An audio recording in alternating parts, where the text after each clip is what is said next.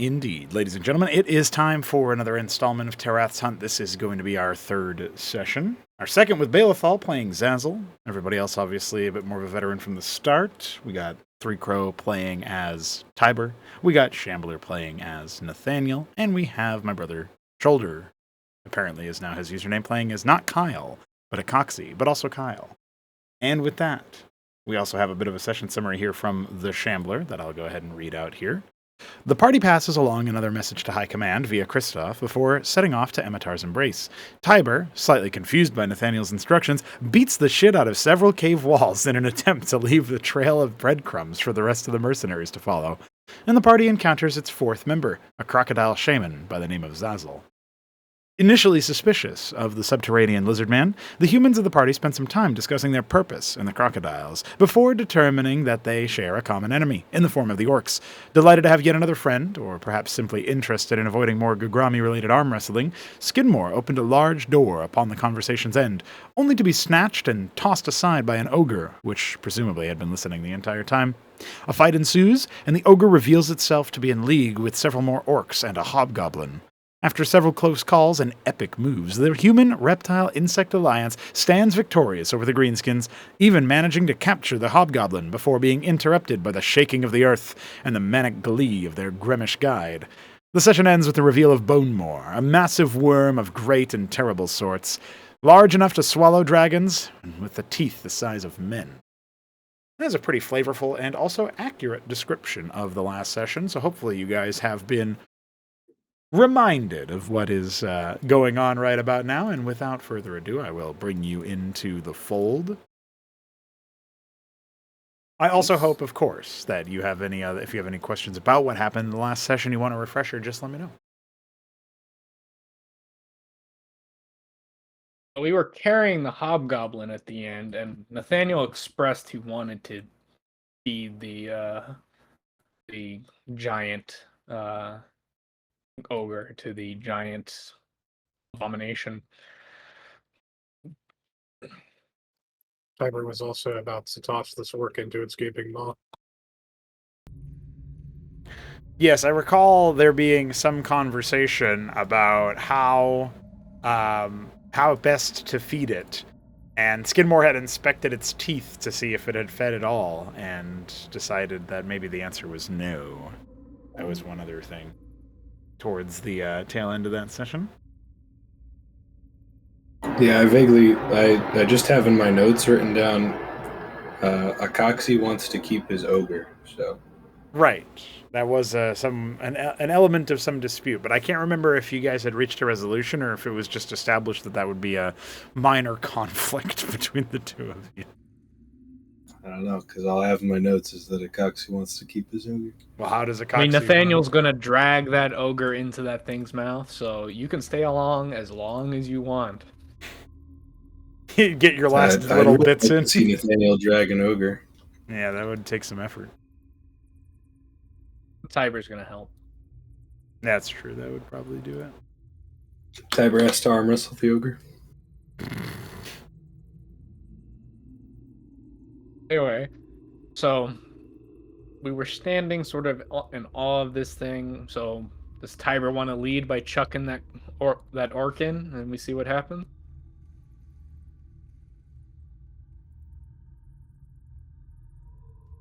If you would like me to go first, I certainly will. Go ahead. Nathaniel is just sort of moving with Acoxy and the hobgoblin up here. I mean, Azazel and the hobgoblin. Who the hell is Azazel? Oh no, not the... That's going to happen a lot so long as you have that name. All right. Zazzle? That's... We have Acoxy and Zazzle. They're going to fuse, okay?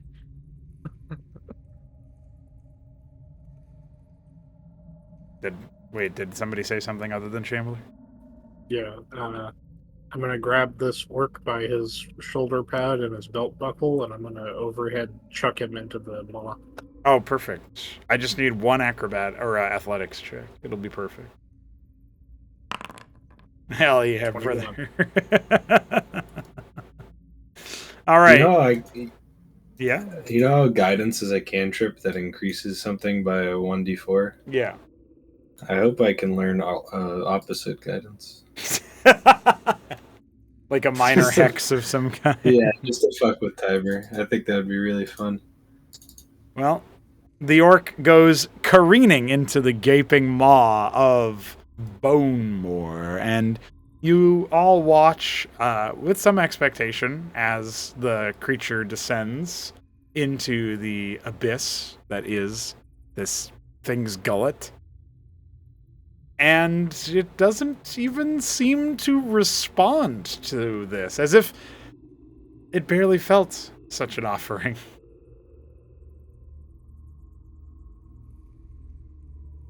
It is, the size of a building.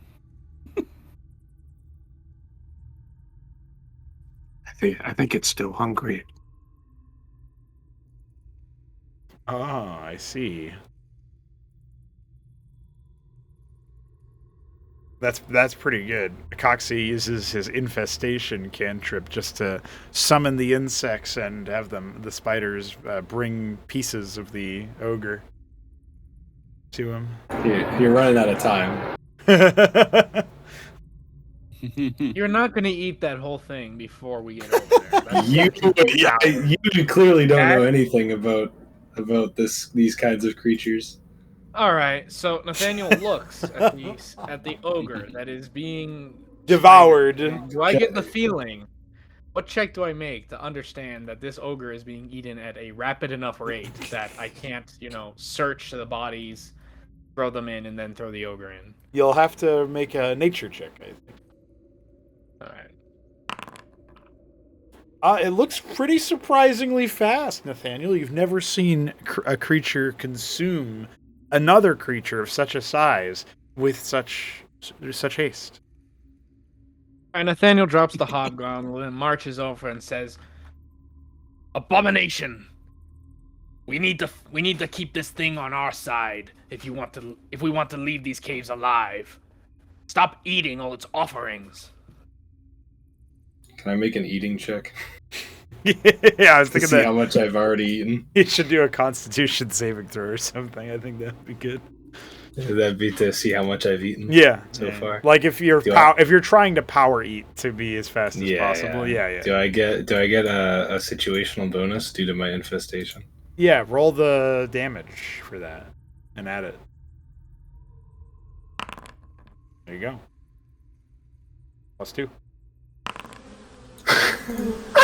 No, we better not throw the fucking hobgoblin. The hobgoblin's a prisoner if you actually throw it at him. All right, Why listen. do you have... Oh my god. All right, there you go. Who's gone? Okay, I'm gonna fucking burn your spiders now. if The you ogre actually is beat me. deteriorating at a rapid rate. You recognize that at least maybe a third of its bones have become visible, stripped of flesh. All right, so Nathaniel takes his fucking fire, his torch, and just starts hitting all the spiders off of it. Okay. While that's going on, and Coxie thinks of what to do in response, if anything, Tiber, what exactly are you helping Zazzle? You're just helping drag the hobgoblin? Well, I'm like making eye contact with Zazzle, and I'm looking at the hobgoblin, and then I'm looking over at the maw. Yeah. Zazzle knows that I took this guy prisoner. Okay. Yeah. Before I go throwing more stuff into its mouth, can I do a nature check to determine if this thing is hungry and what it actually eats? Yeah, go for it. 'Cause I don't think we know that yet. No, it's not immediately obvious. It's called Bonemore. That's a I nat rolled one. nature. Oh, and I got a nat 1? What the fuck? What Nice kind of druid, bro. What kind of druid are you, dude? I think Apparently the worst one. I think you should try rolling one more time. That's what I think. You roll once for each offering. So there you go. Oh shit, that's still not very good. There you go. Where's guidance when you need it? It's still worse than the fucking foreigner. All right, Zazzle. Your understanding of this creature, I mean, its size just defies logic. It's a conundrum that's very difficult for you to parse.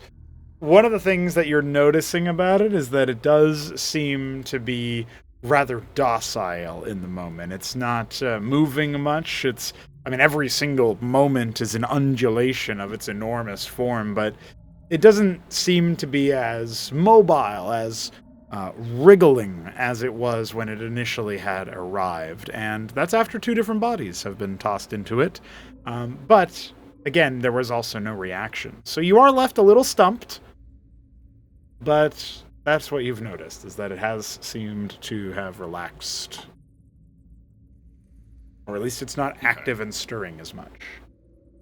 So in response to that, Zazel's going to turn to Tiber and he's going to say, "This worm appears to not be a threat as of right now. It may have been satiated by the orc despite its lack of a reaction. I say we wait before attempting to feed it further." Aw. Are you sure? That was a small orc.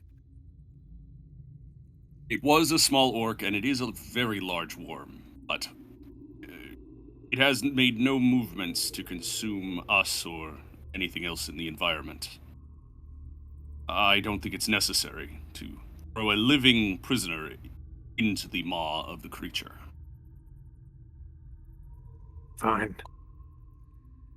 Skidmore continues his happy dance, exuberantly, sort of darting back and forth around Bonemore. You there? Am I successful in stopping this mass consumption? Yeah. Let's see what Tiber's going to say real quick. What? Well, he's knocked away the spiders, is what I meant to say. I mean, I have a counterattack. Anyway, Tiber. You've summoned the worm and we have fed it. What else does it want? Bonemore wants rest.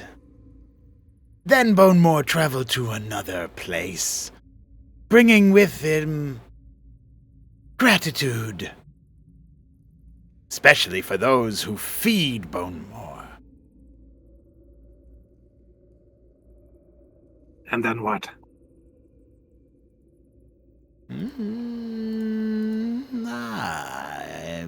Eventually, Skidmore finds Bonemore again, and...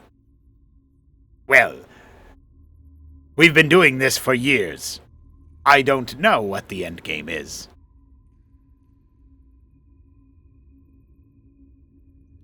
So that's it? You just wanted us to see it? Well, I had no one else capable of providing such sustenance, and Skidmore indicates the now partially consumed ogre.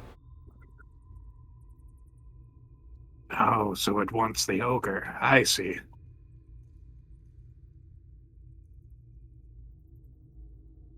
As you come over, you hear Nathaniel say, "Get your pet in line, Tiber, or there'll be nothing left." Yeah, you approach the ogre, and it's like, at this point, getting to the point where it's maybe halfway consumed, or at least, like, well past a third consumed. Bones are visible, blood has been exsanguinated, flesh has been devoured. Damn it, Kyle. How are we supposed to feed Bonemore if you eat all the ogre? Can I use this twice? Can we say it affects both of them, and I try to send them to where I had my webs when I was hanging and speaking to Zazel? Over there. You're going to try to redirect them? Is that what it is? Yeah, so I can keep eating. It's not. I don't know why it says I am DC not 0. a willing creature, so Yeah, you gotta. Well, you definitely don't pass. Oh shit! what's the DC? It's not 0. I can tell you that much. It's Oh, just it might just be your fine. it's your charisma. Let's see. Oh, I see. Be 8 plus your Yeah. charisma plus your proficiency. I just fixed it, So- but yeah, so it's 8 plus 2 plus 3, so it's 13. Yeah. I'll take a walk, buddy. I'll see you. I didn't Oh. realize that you just psychologically manipulated me. Yeah, that's never a good It's, idea. it's not psychologically, it's pheromonally.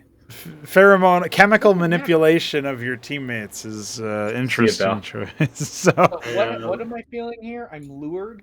Yeah, somehow? you're. Yeah. so as Oh, you're move to the rest of them. as you're in the midst of attempting to negotiate with Acoxy, Nathaniel, there's something that suddenly sort of comes over you, and you can't help but look over in the direction of Leoza and Eric. You're two humanoid and indeed human companions, the only two that you have as of now since Kristoff's dismissal as a messenger boy.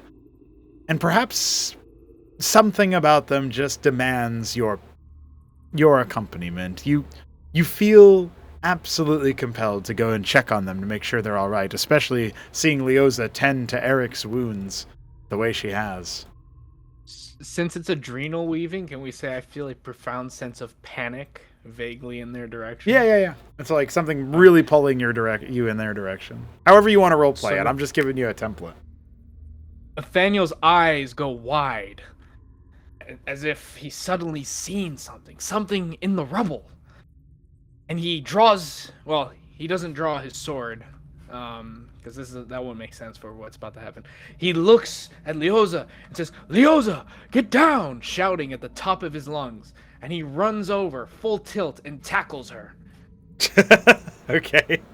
Well, as she lets out a what into a oof, as Nathaniel makes contact, Tiber, you feel absolutely nothing, and you have no idea why Nathaniel did that.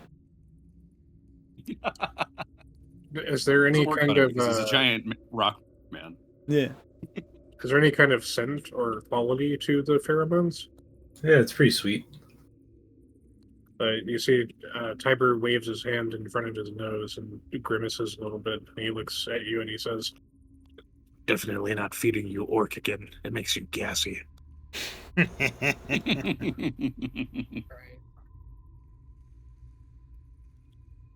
and then So Zazzle walks up confused. He's like, "What happened to Nathaniel?" I shouted at the top of my lungs, by the way. Yeah, he shouted, "Leoza, get down!" and ran and tackled her. So, All right, Yeah, I think he's a once little confused. Acoxy gets halfway through, plus the face, he'll stop eating. Beautiful. He just wanted his share since he killed it. And I'm guessing you're not going to answer Zazzle's question because that would implicate you, presumably. Oh, Acoxy will stop eating and he'll look at you, Zazzle, and once he swallows, he'll go, something important. And about this time, Ran off Nathaniel gets up, eyes wide, still like jumping around, looking for the projectile he hallucinated. Without even skipping a beat, as Leoza dusts herself off and rises back up, she hollers in your general direction, Kyle, Zazzle, Tiber. Did somebody do something to him?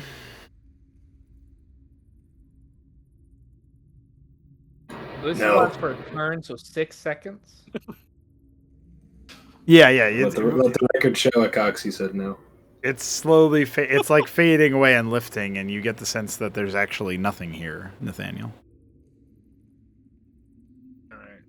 So, I know I was manipulated in some way, but I need to... What would I make the determine specifically that it was Kyle? That's a good question, because it's not really like a magical thing, per se. It's The best part is that you were the smart one, and Tiber was the dumb one, and you fell for it. So Tiber is never going to collect the dots ever. So That's perfect. it's actually amazing. I mean, it was a sickly sweet smell that sort of filled your nostrils, and then ever since then you were like so definitively convinced that something was over here, and now you can't smell it anymore. So just like yeah, an but how intro? does he? Tiber will look at you, Zazzle, and he will say, You would run away shouting too if you got a whiff of him. What? Is that true, Acoxy? You smell this intensely? Is it because you're feeding on an ogre? Yeah, ogres they're a lot. All right, Nathaniel, the smells definitely came from, well, above you, and the only one above you is Kyle. So if it's not him, he certainly has some explaining to do, and you're not so certain he'll have much of an alibi. I'm not above Nathaniel. You're at 20 feet up. Nathaniel was like in do you mean- total panic. You I see. climb for a on the moment. ceiling. No, Like- I get what he meant. Like, you people haven't seen that even in combat. That was like Nathaniel totally just like, holy fuck, right? So his eyes are wide. He's breathing heavily. He's darting around, and then slowly he realizes, wait a second, there's nothing over here. And then he looks in the direction of the corpse, and his eyes, and he says to him, he narrows his eyes and he says, "That bloody abomination." By now, the ogre has been just about halfway eaten, including its face. It's important to note Nathaniel- that I stopped. Yeah, he did stop eating. Draws his sword, and he storms over there. Are you on the ceiling? Yeah. What kind of question is that? What ranged weapons do I have? I knew So, that. sword sounds drawn, easy. Nathaniel points up at Kyle and says, "Get down here, you little wretch! I will not have my honor impunged by some spider." I didn't even do anything. "You are a liar, a poor one at that. Get down and be a man. Face it." I actually didn't do anything. Fuck. Nathaniel, can you explain what's going on?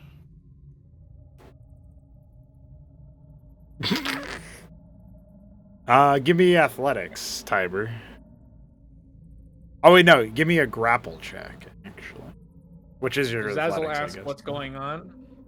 Yeah, Zazzle Yes, asked. Okay. yes, Hey, I'll do something. What's going on? Can I assist him in my reasoning being? Well, he doesn't need it, but I was gonna say my reasoning being would be that there's webs on it, so he can grab the webs. But again, he doesn't. Need He it. doesn't either. Yeah, Maybe I am pulling it by the web. there you go. Without skipping a beat, He's good Nathaniel on it. draws a javelin, and then he says to Zazzle, he's saying to Zazzle as he does this, "Yep, the beast bewitched me. Put something in the air, something that warped my mind. I will not be manipulated like that." And Zazzle will see that Nathaniel is taking aim. Nah, it's Oh. okay. It's just how my webs smell. The webs are sweet because it attracts creatures, and that's how I hunt. You must have just smelled the webs. Deception check me. Coxie, you just claimed that it was because you were eating the ogre. Oh, You that's changed true. your story. Yeah, that doesn't matter because Zazzle is correct. He just made that irrelevant. Well, I mean, it could be a Thing connected lies point, but he just easily didn't want to explain like all of the details about how he did it. I don't mean, know. I think it just gives him disadvantage on his deception check, I think. Since he's lying in a way that seems Okay. oh, well, pretty good. And what do I roll against this? Insight, probably. Yeah, insight. Insight's a Yeah. bonus. Well, I'd like to argue that this Well. is a situational bonus. hell no. Because- I got a disadvantage. You don't situational bonus. I'd like to argue Yeah. that insight -1 doesn't make sense because Nathaniel is prejudiced versus Kyle, and also I wrote this in his character sheet before we've ever even gotten to this point, is that he has a special hatred for deception. It's in my character sheet. Pronogo can look at it. Yeah, but how do you know you're being deceived? Yeah. Because Yeah. he was just drugged, and admittedly so. Well, no, And he's Zazzle mentioned that there's been a change of story. And Yeah, which is why I Nathaniel's had not gonna give the disadvantage. Which is benefit of why the you got doubt disadvantage. To the abomination. Yeah, I don't get to be disadvantaged, and then you got a plus. I don't think that's Yeah. real. I'm just asking for like a +2 instead of a -1. I think you would just decide if I'm not asking for you advantage. you would just decide based on the roll, even if it's a fail of the 16. You would decide whether you like this damages your long-term trust in Akaxi, because this is just a repulsive, like, biological thing that Akaxi has. So rather than have some kind of numerical check, this would just be like, I guess the story is plausible, but I still don't really like this guy whatsoever. You know what I mean? So you decide how +2 would to. have passed it. +2. So you believe me, but you don't like it. It is what it is. That doesn't make any sense though, because you said it's because you ate the ogre, right? You were Yeah, eating but the ogre. part of the And then you eating tried the to ogre explain that was the process was the smell of your webs. Right. He used webs to like set it up so that he could easily eat it. If you recall, that's what Tiber was just dragging away. He's dragging away these sickly But I've sweet already webs. come across his webs with the orc that he wrapped, Right, and I so looked it at could the have just corpse and it had affected no you this effect. time because you were so close to it. All right. In which case, what I'm going to say is no. I was closer to the orc. I don't think you were That's what closer. Nathaniel Well, it was could bringing also up be in the his- amount of Okay, webs. I'll say Cavern, this. The point is, the orc I in will the say cavern this. was hanging above you. You I weren't will close say to this. that orc. I will say this. All right. One second. Meanwhile, Tiber's grip on the ogre seems to be pretty steady until the web starts to tear and snap. Momentarily, it slunches the ogre off to the side of Bonemore, which seems to inquisitively writhe towards it, casting a shadow along the party in the process. I like that. It's not. I know it's an ogre, so that's why. But I like the idea that a 14 for athletics is actually bad, so it needs to not be a perfect, or it needs to not be a very good roll or a very good result. Yeah. Like Tiber's so good that 14 is like really 14. Well, it's I mean, if you look at what his base roll was, it was a 7. So Yeah. No, I know.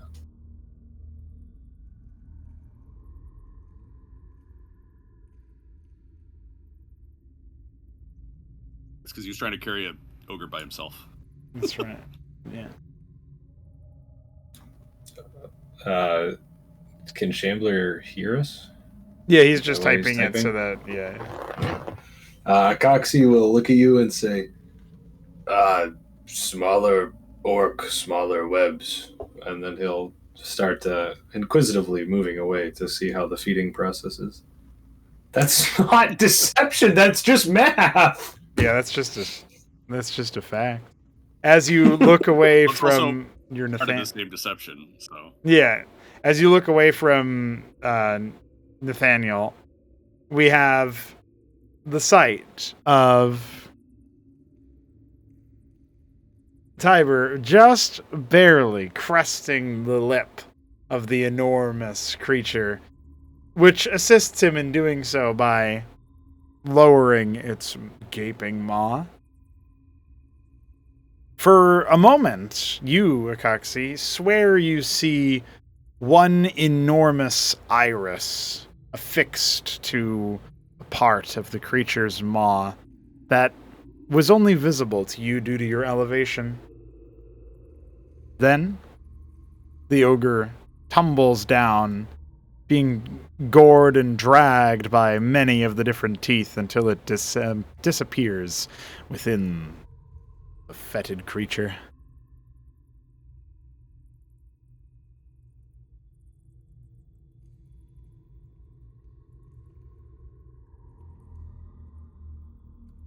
Tiber looks satisfied with his accomplishment. The creature seems relatively satisfied as well.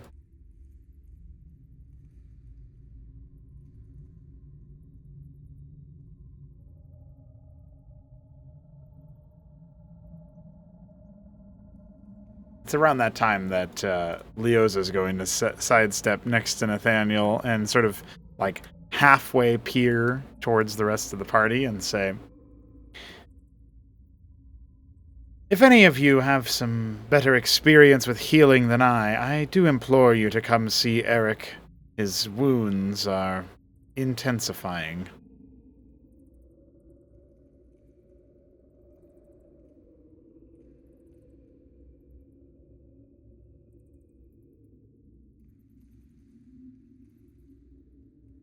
Is the hobgoblin unconscious? Yeah. So lame. What would you have preferred? I probably would have done some various amounts of mental anguish. So what did the Leos say? They're tending to Eric's wounds? Yeah, anyone with better Interrogate. feeling, yeah. Oh, that's definitely not a Coxie. So So Zazzle walks over and he says, I do not have any formal training in medicine or taking care of wounds, but in my time and traveling around, I have picked up on how to at least treat wounds so that they do not fester.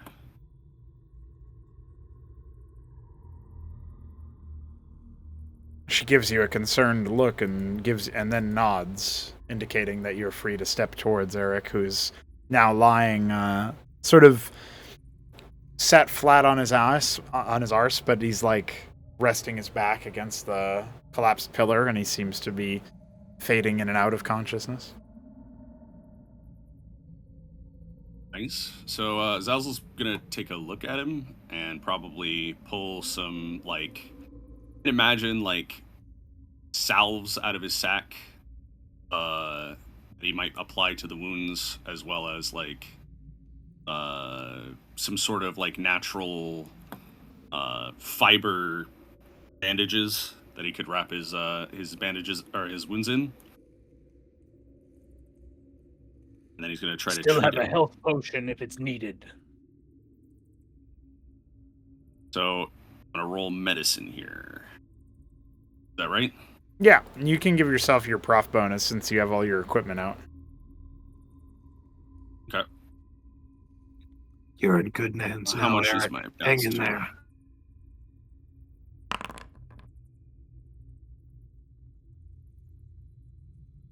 Okay.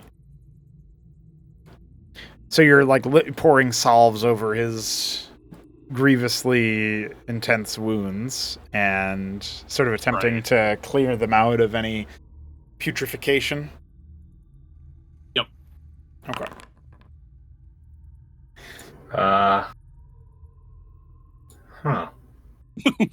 Wisdom saving throw 2. Kyle, would you, or Akaxi, would you have done whatever you're about to do, knowing that like you're watching Skinmore sort of like cautiously walk towards the hobgoblin? Like, would you be more observant and curious, or would you still engage as whatever you're doing right now? I was gonna do it while they were leaving. I was just trying to. Does he start cautiously walking over as soon as they left to check on Eric? Yeah. He would have been a little more curious then. Okay. We'll resolve that in a bit. So, Tiber gave his words to Eric as he's trying to stay conscious, but failing. Zazzle's work seems to be doing some cleansing for Eric's wounds. You'll get the impression, Zazzle, that what you've done is prevent the wounds from getting infected or putrefied. However, he is going to need further attention, medically speaking, when it comes to anything further. Simple medicines will not do the trick. He needs either some sort of magical solution or a more prolonged rehabilitation.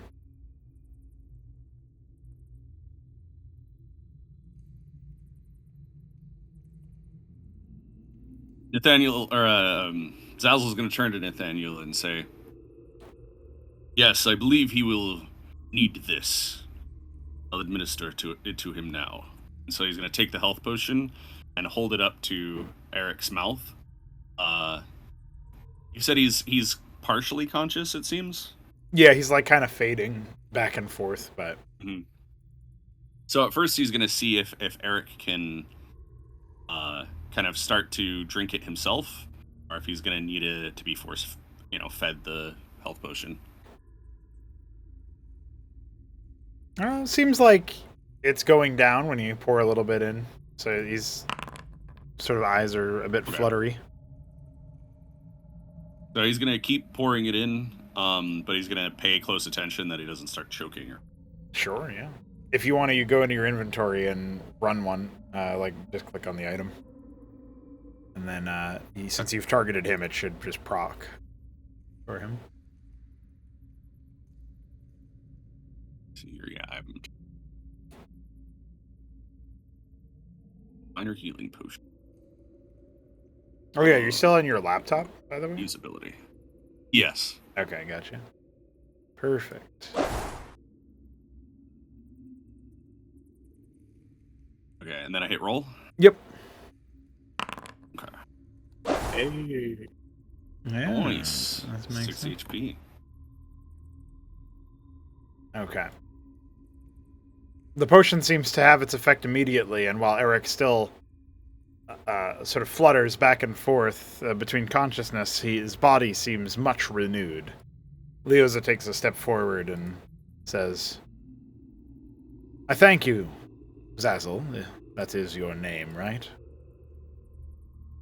Yes, that is my name, and I am happy to have aided this man.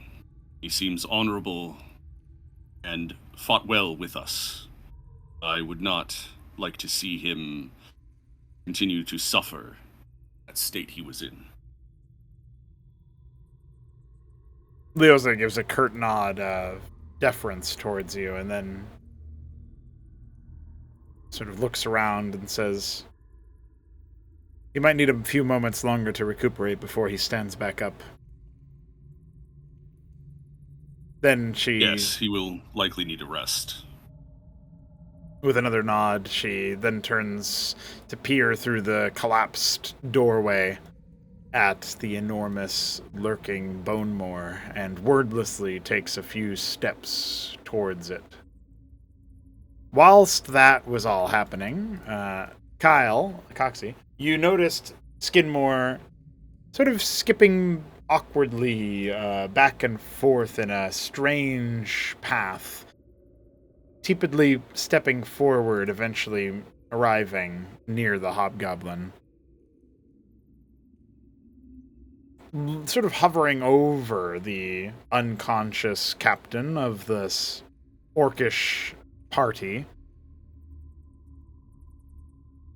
And with some glee, immediately began searching the creature and attempting to strip its pockets of anything of value.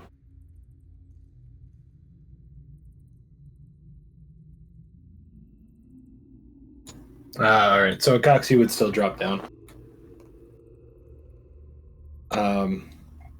And I guess this actually fits better. So seeing Skinmore, is he being at all careful about it, or is he just kind of very haphazardly just patting it down? You know what I mean? Yeah, he's essentially Is he treating it with any respect at all as he tries to search its pockets, or is he just doing it? No, it's more eager and maybe a little bit reckless. Yeah, that's what I was looking for. All right, so as he drops down and stands over the unconscious and still hobgoblin, something maybe seeing Skinmore just pat it down as if it's dead, as if it's unconscious, dead, worse. The green fills Kyle's many eyes, and he just has to chew on something, and he just takes a big bite out of the hobgoblin's forearm. Amazing. Yeah, that's basically what the reaction I had. As you make your move to do so, Skidmore sees your transformation start to take place and sort of bellows out in a sort of scared sight, and then says, "No! This one must not be for you!"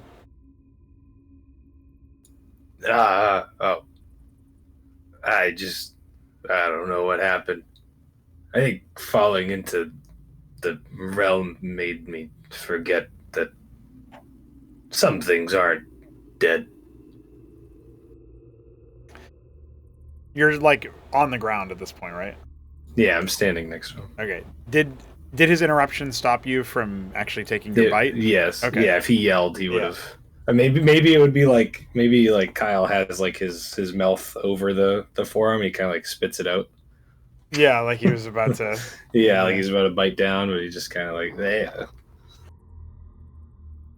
Uncomfortably, but like eerily, Skidmore takes one step closer to you and rests his gnarled, extended fingers along your carapace, along your arm, and pulls himself closer to you. His eyes sort of beady and eager, looking you over in closer detail, as he eventually mutters with a strange, raggedy breath. You have been there. You have been there. As around that time, Nathaniel has entered the room, we'll say. To see Skidmore, like, really closely... So Skidmore and Acoxy are... It's very clear, probably, that Skidmore is uncomfortably close to Acoxy, considering Acoxy's on the ground, which you don't really see him on the ground at all. That's right. What's up with the hobgoblin? Nothing. He's fine. He's just fine. on the ground. Acoxy will look at everyone, kind of whisper back, and will go, "Ah, are you speaking of Vash again? Because that's where I was." While Skidmore doesn't confirm what it is that you are saying, he does turn round to see Nathaniel and says, "Oh, my friend from the surface. Bonemore is very pleased. I must say I was not expecting that delivery vehicle for the ogre. But it worked. Look at how Bonemore squirms and writhes. The sacrifice was made!"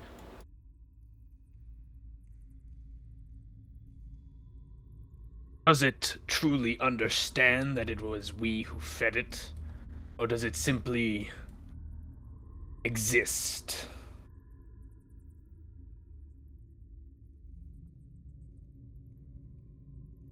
I like that from Tyler.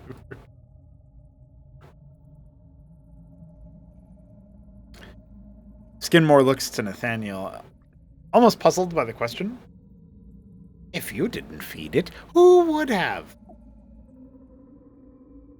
As you see Tiber start to drag an enormous orc that Nathaniel had just looted into the room. Nathaniel will respond, I mean, does it understand what's going on around it? So far, it just sits there. It doesn't show any signs of presence of mind.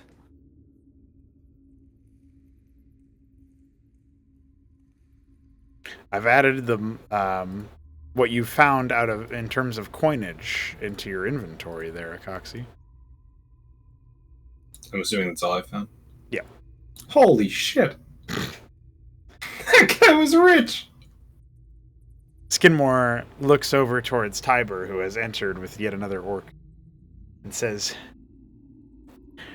"Ooh, I bet that one tastes terrible." Then turning back to Nathaniel. You should help me with this one, Skidmore. Turns right back around as he's addressed and says, "How can Skidmore help?" Grab onto its boot and don't let go. If Skidmore's not Don't gonna let go answer, even when you're Nathaniel's just gonna sailing head down to the into hobgoblin, a bit frustrated, and pick him up. Wait, he said grab on and don't let go? That's right. Yep. That's right. Do I need to make an intelligence check to know that that is not a good idea? No, but Skidmore grabs onto his boot dutifully and says, "Anything for my friend." No, Skidmore. Now, He's- Skidmore. He's Down talking to with you, three. Skidmore. I value you as a friend. Please On let the go. count of 3, I will throw it, and you hang on to the foot. Tiber, we need him. All right, Tiber. why is Tiber evil? Tiber. 1, 2. So it's worth noting that. Hold on. It's worth noting that Kyle is on the ceiling as he's saying this, and hearing Tiber count, he will drop from the ceiling to try and land on Skidmore to stop him from flying over into the fucking creature. All right, Tiber, let's see the athletics check. I'll He throw. already- I You're throw trying one. to kill our guide. I throw on 2, and I don't say 3. Yeah, but he would have dropped as soon as you said 1, so that doesn't matter. That's okay. So we need an athletics check from. Okay, we already got it. That's an absurd athletics check. Good grief!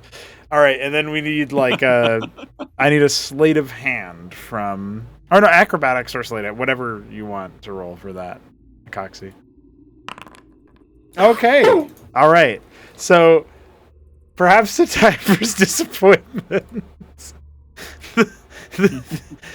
The orc will indeed go flying, and Skidmore, entirely ignorant to the warnings of Kyle, will have grabbed hold of the boot as if he was attempting to pull it off, very pleased with the idea of looting the orc's great boot.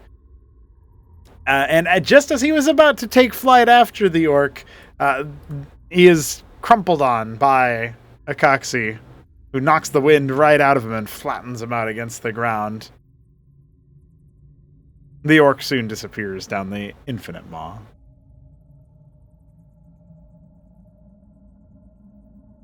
Dude, I just saved a life today. Why am I so flat?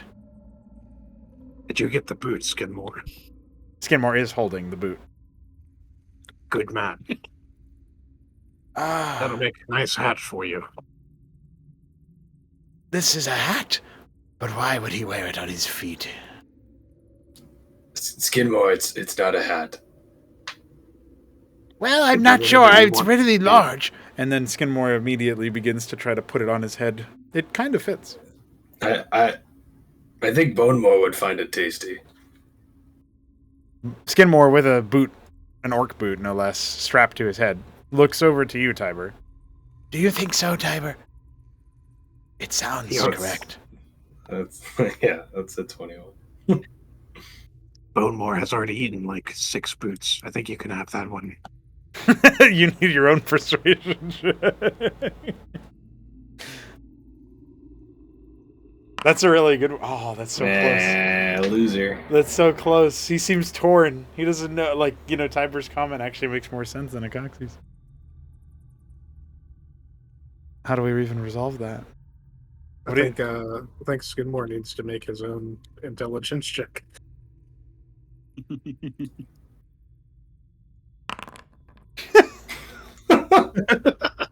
Skidmore looks to Akaxi and says, hats are not food. And then he looks at Tiber and he says, boots are not hats. And then he takes it off and leaves it on the floor. Wait, Skidmore. What if it was a hat for your foot? That's a good answer. He means a boot. Tiber's not very smart. Skidmore takes one look at the... Skidmore... Wait, what were you going to say? Oh my god. I said when Akaxi says that you're not very smart, and it makes sense that he's saying it. that really says something.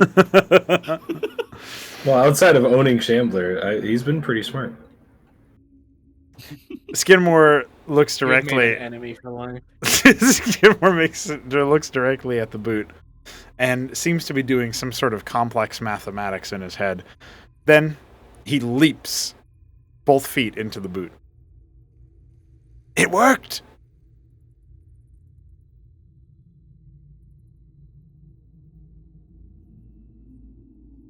Wait, both feet? Oh my god. Yeah, he leapt like up, and then he kind of angled both of his feet to fit inside the one boot.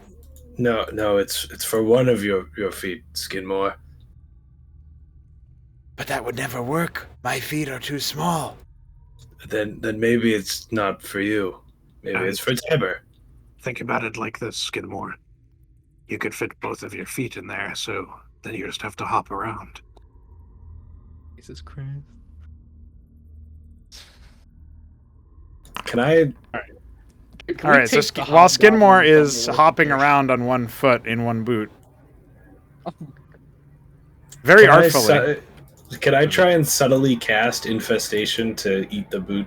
If you're trying to my be subtle lord. about it, I think you might have to wait It's a until. bunch of- it's a swarm of bugs. Yeah, it's not very It's not gonna be subtle. subtle. Yeah, not that he doesn't notice the bugs. He just doesn't know it's for me. I don't even know how it. I'm pretty sure it's Yeah, a cantrip. I don't think it would be being able to possible. silently Yeah. cast your stuff. Yeah. All Not right. cantrip, a feat. So, Nathaniel was looting the weaponry from the hobgoblin captain. Acoxy, technically there was a lot of weaponry, but you said pockets, and so I thought you were meaning not weaponry. Yeah, I know. I Okay. wasn't looking for. Okay, gotcha. Just making sure. Nathaniel, you find 2 short swords, a great sword, a hand crossbow, and a light crossbow. I take it all. Of course you do. You have no idea what you missed out on, buddy. Hey, when is he over encumbered? I'm sure you have like 1,000 gold or something. That's okay. Yeah. Yeah, Something he's like got I got all He's- the ranged weapons now. he's- I'm going he's to got just a be spamming. he's got 166 weight out of 210, so he's getting pretty up there. Yeah, I can't wait till he's fat. Like Nathaniel's backpack is nothing but weapons. He's got like multiple scabbards on his back that have like 5 swords each. Like Yeah, it's pretty ridiculous. a scimitar, a short sword, a dagger, 3 javelins, a lance, a dagger +1, a long sword, another scimitar, iron knuckles, a great club, a great axe, 2 hand axes, a light crossbow, a hand crossbow, a great sword, a short sword, and another short sword. Yeah, but I've got a platinum, so cry. And 38 crossbow. Oh, platinum's only 10.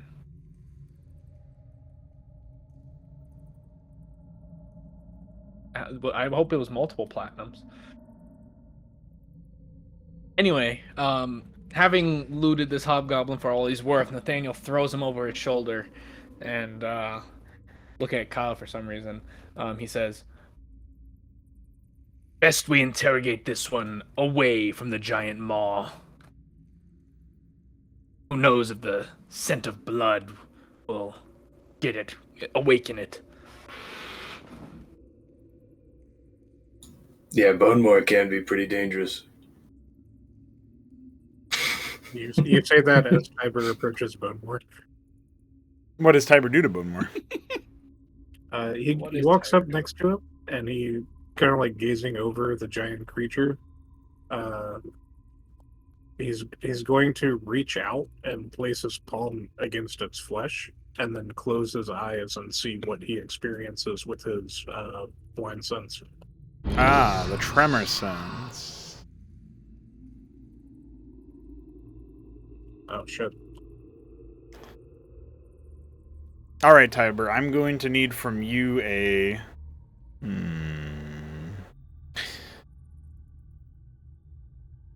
Give me a Constitution saving throw and then a Charisma saving throw after that. Also, we haven't heard from Zazzle in a bit. Are you just watching over Eric right now? Yeah, he's sitting next to Eric, and he's like taking his like moss cloak, put it over him to keep him warm. Okay. 21 and a 20. That's pretty fucking epic. Holy shit. All right. Zazzle, just so you know, whilst the ongoings were like, I don't know how much of that you would have been privy to based on how loud some of the stuff was, but whilst the rest of the party is doing their business off in the other room, the room to the east lets out a resounding reverberation, some sort of heavy anvil, it sounds like, being smashed by an enormous hammer, something akin to that. It's one hammer fall, and that's it. No following sounds. Is he the only one who can hear that? Yes. Fuck. Coxie definitely would not be fucking off with Skinmore if he could hear a anvil. So, Zazzle is going, like, you'd see his eyebrow raise Mm-hmm. as he looks over at the door. And then he's probably going to get up and walk over to the rest of the group. Be like, hey, there's something in that room. See if you can bring Eric this way, then. I don't want to start another fight. Well, if you would like to help me drag him over, that would make things a lot faster. All right, but let me tie up this one. He sort of shrugs with the hobgoblin on his shoulders as he puts him down over here and then gets out some rope to tie this man up. Okay. Spider-Man. Will you be interested if we end up in a fight?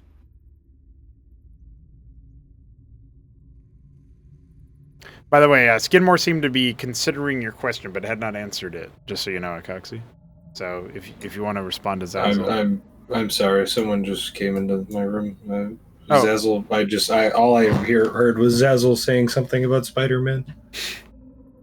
Yay. So, Hammerfall was having in the other room. He came over to talk about it, and he said, Spider-Man, I think you would be interested if we end up in a fight over there. I'm always interested in fights. Then he'll skitter across the ceiling and say, lead the way. What about you, Tiber? You want to punch some orcs? as this question is asked, we'll say that the undulations and constant movements of the physiology of Bonemore have been almost entrancing you, Tiber, to a point where it's this strange, almost sickly song being played, being sang by this creature's carapace. Its thick hide constantly breathing in a repeated pattern that could lull even the most hardened warriors to sleep. But you hold on, keeping your focus, as you attempt to identify the source of this serenade. It's not long before you hear what starkly sounds like speech, although in a language you cannot quite comprehend, one that carries with it a terrible understanding of just how deep the earth can go. Something unknowable even to people like yourself that speak the language of Terran.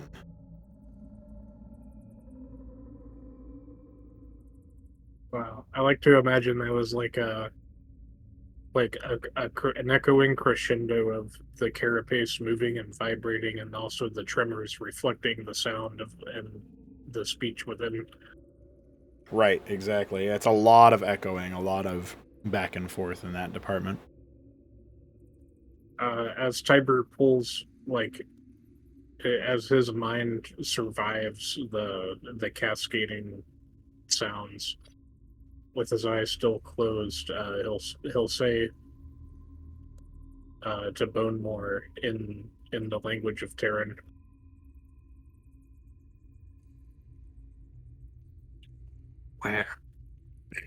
Where are you from?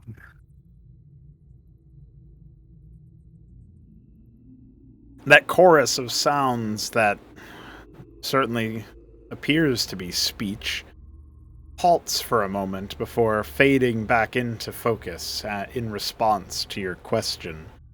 The song continues, and while you resume resisting its pull, the chanting of some sort of response, it's a repeated sound.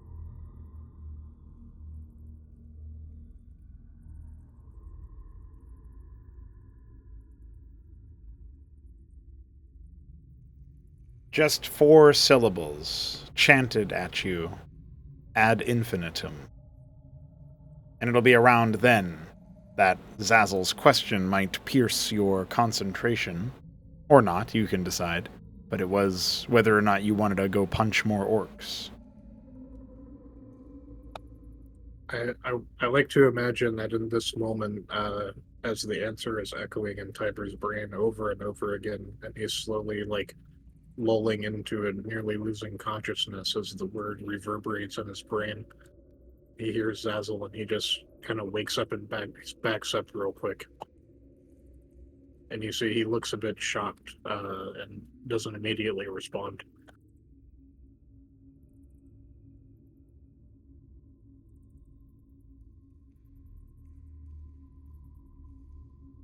Zazzle's gonna look a little confused and come closer and be like, Tiber, are you okay?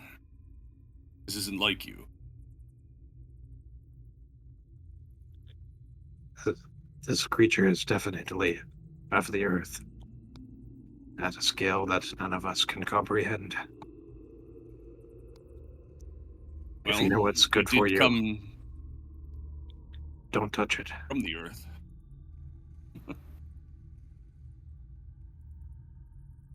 Oh, Tiber is spooked. Is touching it so intense? I nearly lost myself in its tremors. It is interesting. Something to potentially investigate after we investigate the more pressing matter. Follow me. What's going on? I heard a hammer and anvil in the room to the east. Someone is in there. What has Nathaniel been doing? Is he grabbing Eric and Eric pulling him awake? away? It looks like he's coming to as you approach. He definitely Nathaniel looks will like take he's a bit worse for wear still, but Your sword arm still works, soldier. you can tell that Eric winces as he sort of attempts to move it. He is able to get himself back up into a standing position. Too proud to show his limp, but not capable enough to hide it completely from you. He grabs hold of his weapon and his shield and sort of gives him a good shake, wincing too at that arm movement. I can fight. Good. You are a real sight out there. Then, taking a moment, Nathaniel puts an arm on his shoulder and he says, But you need not do it twice. Stick with the heavy crossbow for a bit until you're feeling better. Ian Tiber will take up the front. He looks a bit shook by the situation, especially as he takes into account the enormous undulating worm. And he, with a shudder, looks away from it and gives you a nod as he sheathes his weapon and makes ready with the heavy crossbow. turning to the others, Nathaniel will say, If we're going to investigate this room, we best find a place for the prisoner. We don't want him to be eaten or escaping while we're gone. I think we should order the Gremish to watch him in this hall. He's been more trustworthy than some. Nathaniel then looks at the spider.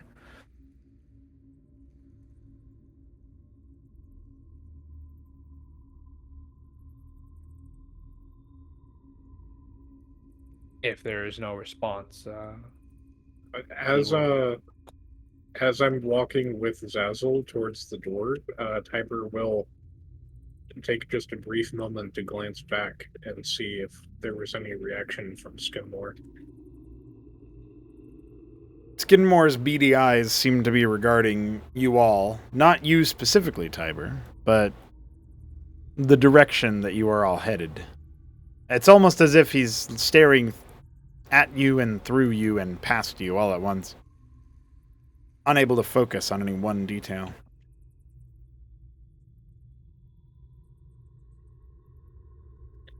This place you call home is strange, Cecil.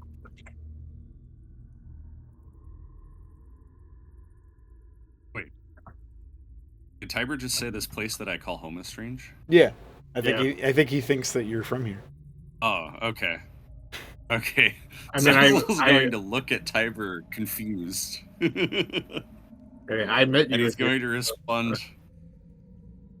Yeah, no, I get it. And he's going to respond, Tiber, I'm not from here. I'm from the surface. Oh, is that so? Yes, although probably not from the same part of the surface as you or Nathaniel back there.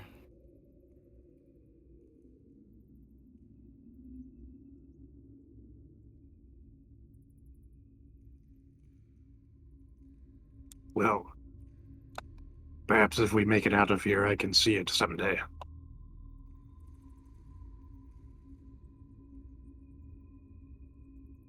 I would be glad to show you, as long as you agree to respect the sanctity of my homeland. I think we'll be fine so long as you're not harboring any giant worms. No, there are no giant worms from where I'm from. One more is the first I have ever seen. They're quite impressive.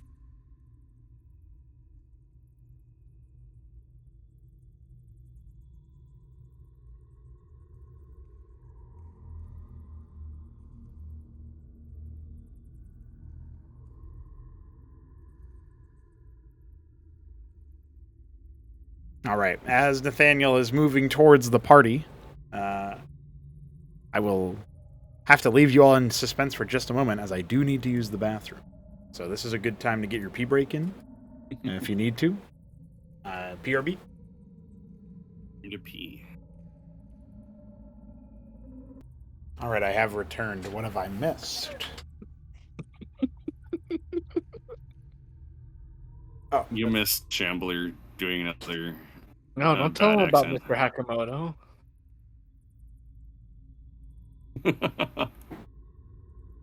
What happens in Japan stays in Japan, my friend. But you weren't actually in Japan. You don't know that. This is the internet. I could be broadcasting from Tokyo Oh, I right know now. that. I believe you would have mentioned that if that were the case. Also, you'd be like, "Oh, I'm it's very- the very middle of the secretive. goddamn night, super early morning." I can't believe we made so much progress, and it's only 10 o'clock. yeah, we're making pretty good time so far. So our 3-hour limit shouldn't be too bad then. If I can go a bit longer, I will. Are we all here, or are we still waiting on Shoulder? I'm always here. He's always there. How long were you there is the real question. The whole time. Oh As my we- god. as we Yeah, he go was to- listening while you were being a Japanese man for no reason. It was never no reason. It was all important to the divine weave of our lives.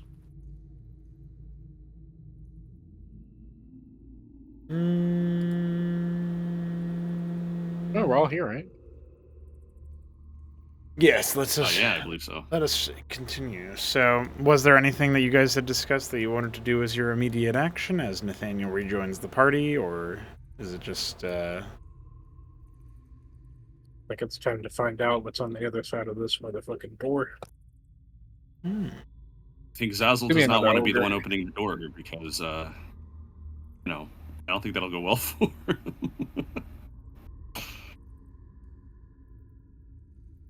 Makes sense. I'm gonna reread all my shit now.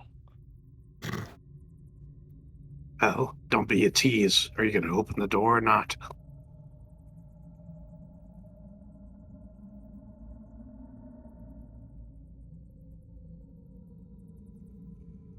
It doesn't Take seem it down? Nathaniel's going to. Tiber goes Oh, around. I thought what's his name? Acoxy was in the lead, so I was like, He's I'm on on the ceiling. ceiling. How's he gonna do it? I miss when you had like the little like 30-foot thing or whatever as a because it's hard to keep track of that.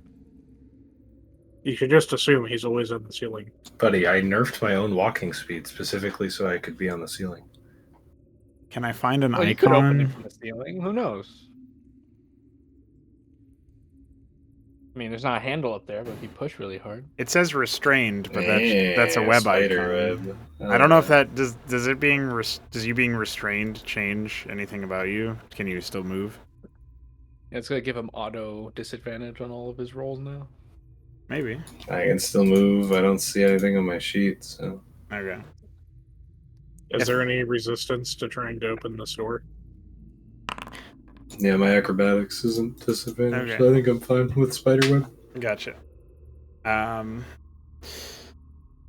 Tiber, the question is, how do you even open the door? Because the last one was just a solid block of rock that was smashed open by the ogre. It doesn't really seem like there is a way to conventionally open it. It's just a rock block. Nathaniel will say to Tiber, Remember, Do I- Skidmore said that these doors are trapped. and then he will investigate the door. Do I notice anything? I assist him. I already. But you could get a nat 20. Roll again. Do I roll again, Dio? If you want to. Do I notice anything? Oh my lord. Fine, I'll roll my own investigation. I knew that was We coming. don't want to be optimal around here and don't fucking learn anything. There we go. I just wanted you to admit that you're worse. Well, you could have just blamed a bad second I'm roll pretty on sure him. my character can kill yours. Yeah, but you can't. You don't know what a door is, though. All right, Acoxy. As Nathaniel is also looking at the same door and not really identifying anything particularly helpful about it, as it is indeed a very smooth but worn, weathered block of stone. The door seems to be very seldom used. There's a collection of dust along the grooves that it must slide in when it was still operable.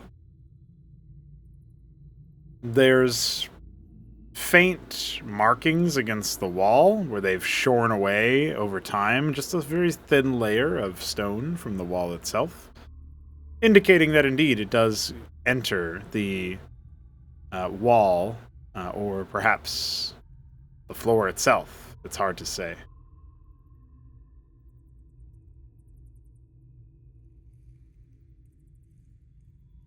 Why is Tiber backing up? Get out of The the timer way. should be the one. Coxie will start to Oh. say. Coxie will start to say.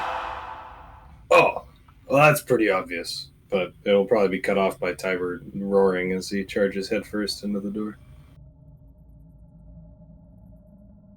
I'm going to take my glaive and turn it around such that the non-bladed side is facing forward. Okay. Pommel first, I see.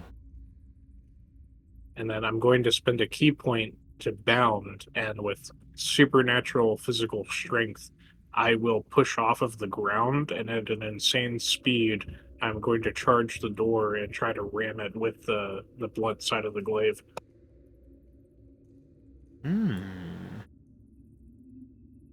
All right. We're going to say that we need an athletics check, and the key is to bound, which is strengthening with a burst of force. I increase my movement by 30 feet, and I can push creatures aside, but in this case, I'm trying to flavor it as just like extra thrusting power. Interesting. Yeah, absolutely. Okay, so the oh, okay. Well, we definitely need advantage because that doesn't make no sense.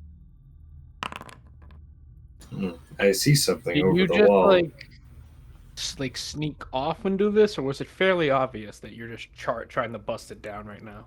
He said, "Get out of the way," and then Oh, he charged. said that. Yeah. Mhm. Knowing that Tiber's gonna it's kind of big enough that we can both stand side by side, right? When this happens, there's no risk of him hitting me standing right here, right under Kyle. I think you just opened the door.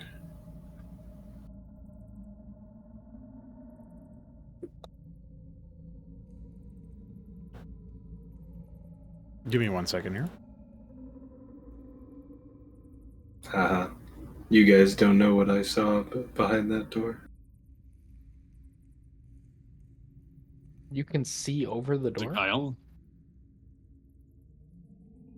It's an animal. Oh. Another giant worm. There's no animals. There's only more food for Bonmore. Dude, one day I need a Bone Morakaksi eating contest. Who wins? If you start feeding animals to Bone Bonmore, or Zazzle's not going to be very happy. or the flesh monster? Dude, one day I need a Tiber Akaxi eating contest. Tiber thinks he's all high and mighty with his fucking arm wrestling. And an eating contest with Akaxi. Wait, It's gonna be like He an doesn't eat the anime- whole body. He just drains it, though. but like half of the ogre's bones were showing, like flesh stripped. So clearly he eats the body. Oh, yeah, no. between Yeah, Tiber. so you don't understand how spiders eat. They'd like dissolve the creature as they eat it. As they suck up the Yeah, juices. they drink them. Between Tiber and Akaxi, we would show up and we would eat out at like the food stores of an entire village. Yeah, that's pretty accurate. Well, the idea behind the Aranesk is that they are always like just like they need so much food to survive like throughout the like they like basically if they can eat as much as they have to, which is a shit ton, they can live forever. Like as far as like not dying from natural causes, which is why there's so few of them. So I like the idea that like someone's like, "Oh, I'm gonna challenge this Spider-Man to a drinking contest," and then he's just like on the floor crying while Akaxi's like, "What is alcohol? What is this flavored water?" The metabolism is too powerful. Spider-Man do nice things that you feed him all he want. Now the farm is gone, and we poor. Why did you turn into like an Asian woman? Cause that's the meme. No. You've never seen the husband? No. How could you? Shame on your cow. Shame on your family. You don't know the meme. I don't know the meme.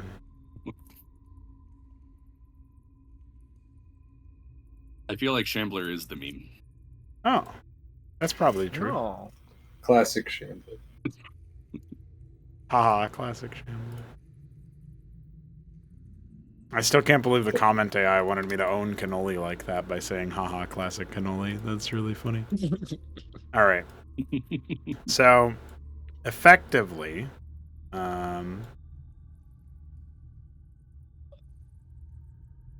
we've gotten a pretty good roll here for the athletics check when we factored in the advantage from the onset key.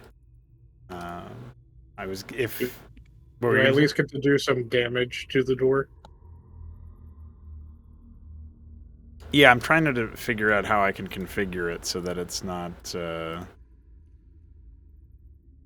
totally busted here. Let's see.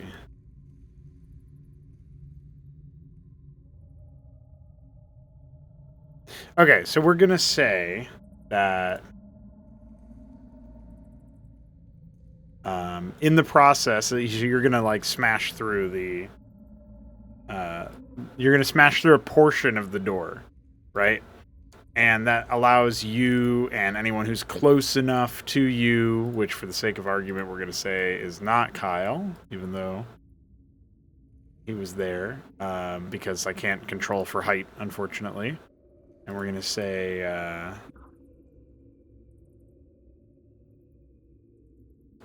you smash open enough of the parts of the door, sort of caving it in and allowing you to see through. What you behold is a rather grim sight. Bloodstains cover the carpet and the stones, and there's... Don't do that. There's faint observation, there's faint room for you to see what seems like some kind of stained, used apparatus.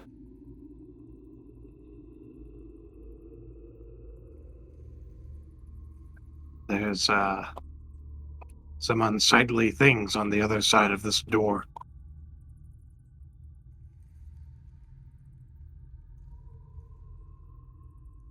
We can only see through it. We haven't opened it. No. It's like really only Tiber's spot can see, but I can't really do that in Foundry. So it's like he opened a very localized part of it. I guess maybe I could do that. Hey, what the fuck is that? Oh yeah, there you go. Something like that. I like how because I'm 20 feet elevated, I can't actually see anything. Yeah, you'd have Just to like get. in real life. Well, that's actually kind of true. But if you were to get closer, technically your token would see it. It's just, Oh, I see. but you don't. Oh, Any idea how you see some sort of opening mechanism? I don't see it opening. Coxie will look at you both and say, yeah, back up.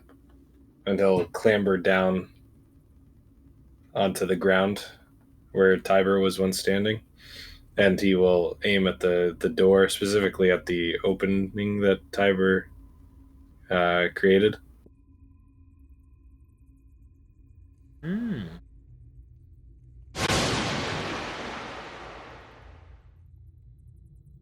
All right, roll the damage.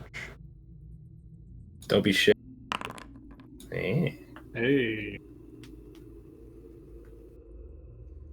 And I think structures take double thunder damage. That's pretty epic.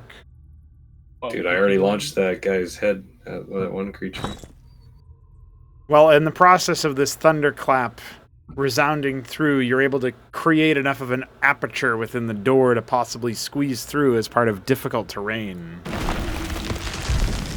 revealing more clearly the sight that you are meant to behold. I was going to say that we should ask ourselves if we want to really do this, but I guess it's too late now. Kyle will look back at you guys and say, "Hey, you think anyone heard that?" I know. I'm pretty sure everyone in this. Guess. Amazing.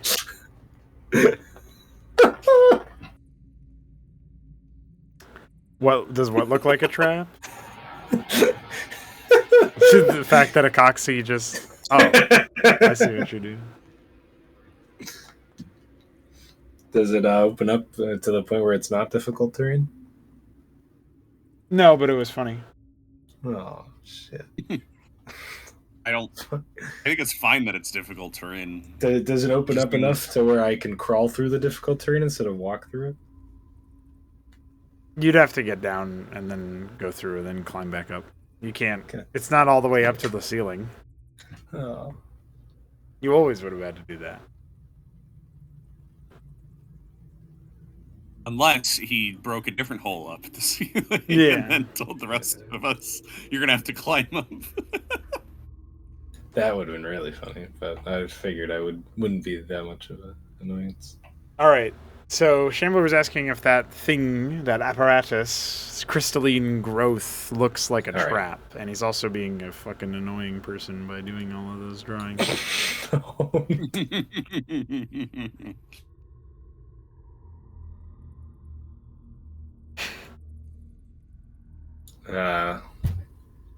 Coxie will scramble through as much as he can and then immediately climb because he doesn't like being slow. Yeah, it's a good idea. So, by the way, can you right-click on your own token, and do you see an assign status effects option? Hell yeah, I do. All right. See if you can toggle on and off the restrained thing. Okay, so you can do it yourself. I don't need. Hell yeah, I can. Perfect. That's exactly what we needed to see. There's something very ominous about that apparatus in the far side of the room, Nathaniel. Simply looking at it fills you with an unnatural dread.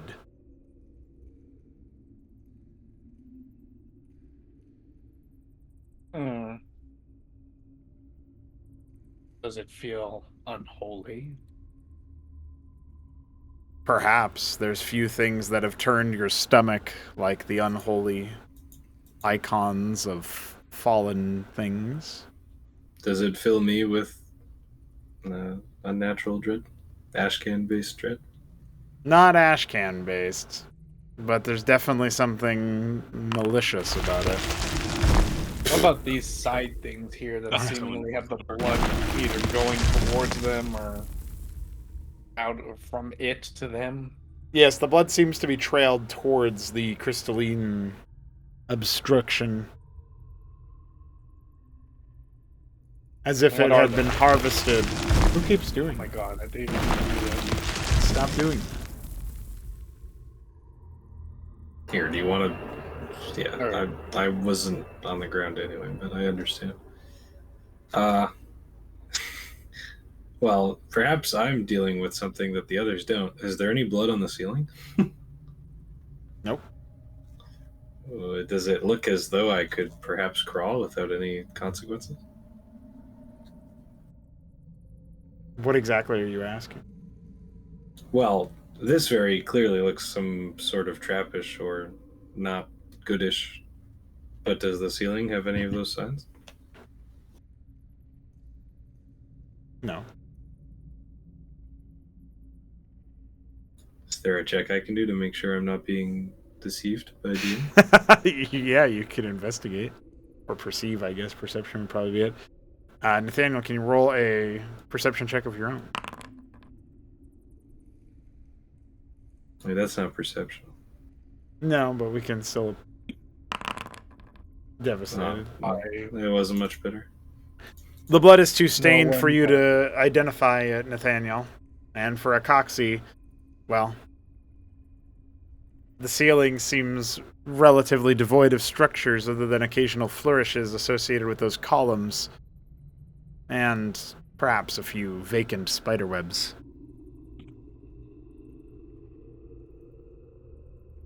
Zazzle wants to think upon if he knows of any cults that this kind of ritual might match. Why don't you do a religion check for me then? And Nathaniel, these seem to be some sort of, for all you know, a torture device or blood extraction device that is purely meant to power the, what would you say, power the sort of interrogation, perhaps, or something of that sort. It's impossible to know exactly what their intent is, but they are monstrous in nature.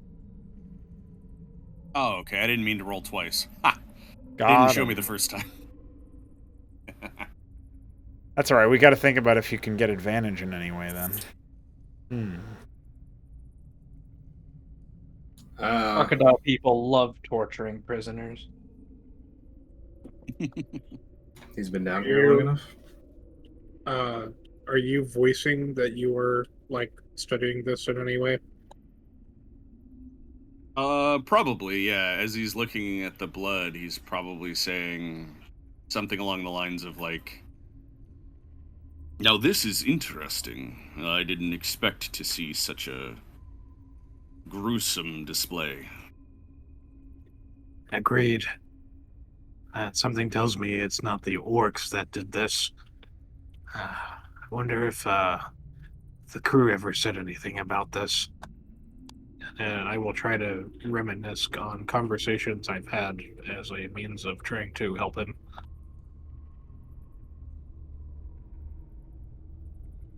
What were you reminiscing What's- on specifically, Tiber? Just if the crew I was with before Hmm. had ever spoken of any strange cultish activities that may lead to things like this.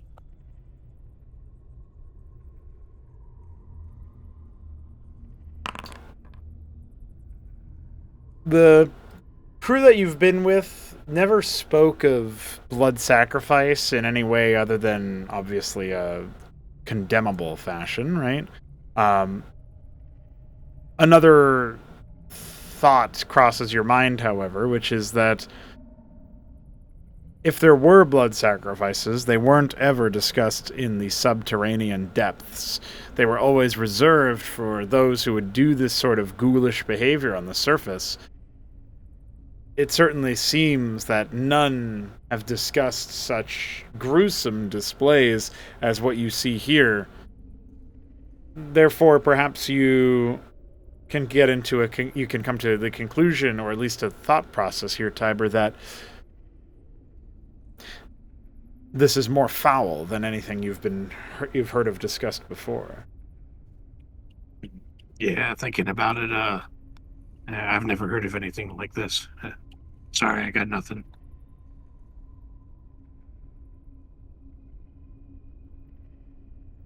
All right. That's understandable, Mhm. Tiber. Did we ever decide on any rules for like AoE adrenaline weaving?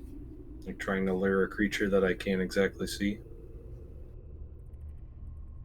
You could try to release the pheromones, but it works better when you have a target in mind. Yeah. Nathaniel, you're investigating the accursed obelisk. Are you looking for anything in particular about it? Let's see if it's like if it has any specific mechanical purpose, some sort of trigger that could cause this horrible blood trail to appear as it did, since it looks, it's still red blood, so it's kind of fresh. That's right. And then after that, if he can't find any, then he would probably have to make a religion check to see if this is some sort of idol of some kind in need of destruction.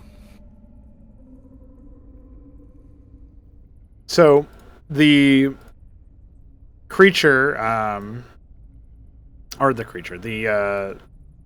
the obelisk has clearly received a large transfusion of blood from the nearby apparatus. And you can tell that there might even still be some contained within the tower, the little spire here, which stands slightly smaller than the average human at around perhaps 5 feet or so. And the crystalline intrusions or extrusions that have jutted out seem to be pulsing with latent energy, but in a very low and delicate way. Lit only by Tiber's torch, it obscures some of the fluctuations of light, yet you're able to discern them nonetheless with your keen eyes. Atop the exact sort of apex, the apogee of the obelisk, there is a single depression that you reckon could be an opportunity to pour something into or to touch in order to perhaps activate something, but barring that and the crystals, there's not much that you can look at and say anything definitive about.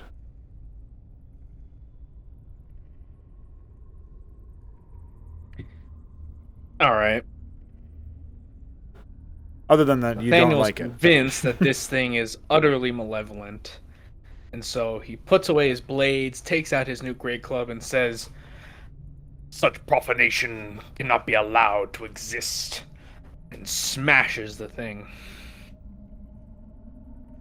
in an attempt to destroy it. Is anybody going to try to stop Nathaniel from smashing the obelisk? Yeah, Zazzle's gonna reach out. Akaxi is actually actively skittering across the ceiling and away from whatever the hell's about to happen. Yeah, so Zazzle's gonna reach out and he's gonna say, "Wait, we do not understand what it is, and we have no idea what will happen if you smash it." Nathaniel keeps swinging. God. Tiber is currently looking at one of these strange bone things, and he's not paying attention. They almost seem like they have seats, but it's clearly meant to impale anyone that would do so, that would dare sit in it. You get the sense that perhaps even those arms of the seat could move, thus further skewering anyone unfortunate enough to be placed here. Am I successful in destroying this? Can you tell me where you're attacking it, or are you just bringing it down right on top? He's going to smash all the crystals. Oh! Start. Alright, I need Zazzle and Nathaniel to roll a Constitution saving throw. Hello, Mel. Oh my fucking god. Explosion time, baby. Okay. Zazzle literally predicted this. Alright. It's not long before the first crystal crumbles under the weight of Nathaniel's newfound great club. A bloody mist sprays out from the shattered glass and crystal, yet it seems to, rather than splatter upon the floor or spray against his weapon, it seems to instead swirl around Zazzle and Nathaniel, splitting into two separate streams of clearly animate energy, as they draw dizzying patterns in a strange dancing orbit around the two humanoids. There seems to be some sort of pull towards violence, rage latent within the air. Clearly something indignant, something furious. But Zazzle and Nathaniel, neither of you seem to be being compelled by it, but that doesn't mean you don't fear its energy. It doesn't mean you don't feel the presence that was intending to animate you against one another. The bloodlust subsides as the blood eventually starts to fall, dripping in an uncharacteristically unrealistic pattern across the ground. But the tension is still thick in the air. This is the work of demons. Nathaniel says. Zazzle turns to Nathaniel and says, "You are lucky we didn't just tear each other's entrails out. You should think before you act. This is why I hate Fate has decided that was on our side. Nathaniel says. You are lucky. Nothing more." I can't believe you guys are focusing on that when there's a chest right here. I'm gonna try to open the chest. Nathaniel says, Akaxi was also eyeing the chest, but as Tiber goes to set off the obvious trap, he will wait a little farther back. Okay. Well, thankfully Tiber has very high constitution, so let's see that saving throw. Just even try to Okay. His rolls are always absurd. All right. You said that, okay, I need Akaxi to roll a constitution saving throw. What? I'm like 40 feet away from this thing. Crystal. No, that's not why. Oh, no. This is some bullshit. All right. Are we gonna kill a spider? So, Tiber, you spring open the chest and it does open effortlessly. The strange, very disembodied lilt of some beautiful woman singing springs forth from this chest and seems to start to fill the air, but little does the rest of your party know it's only you who can hear it. And while it's somewhat amusing, it doesn't really seem to move you in any direction as you begin to presumably peruse the contents. However, Akaxi, you too beheld this chest with some interest, and so the singing seems to direct itself towards you. And something about it is just so funny. You can't put your finger on it, but you just can't help but start to break out into laughter. Laughter so thick, so deep, that it threatens to stumble you down from your upraised perch and have you fall to the floor. In fact, maybe that would be a good idea. Maybe that would be a funny idea as well. Maybe that would be even more humorous if you just fell onto the floor. Can that floor have my webs on it? Well, you could roll like acrobatics, I guess, to see if you land without hurting yourself.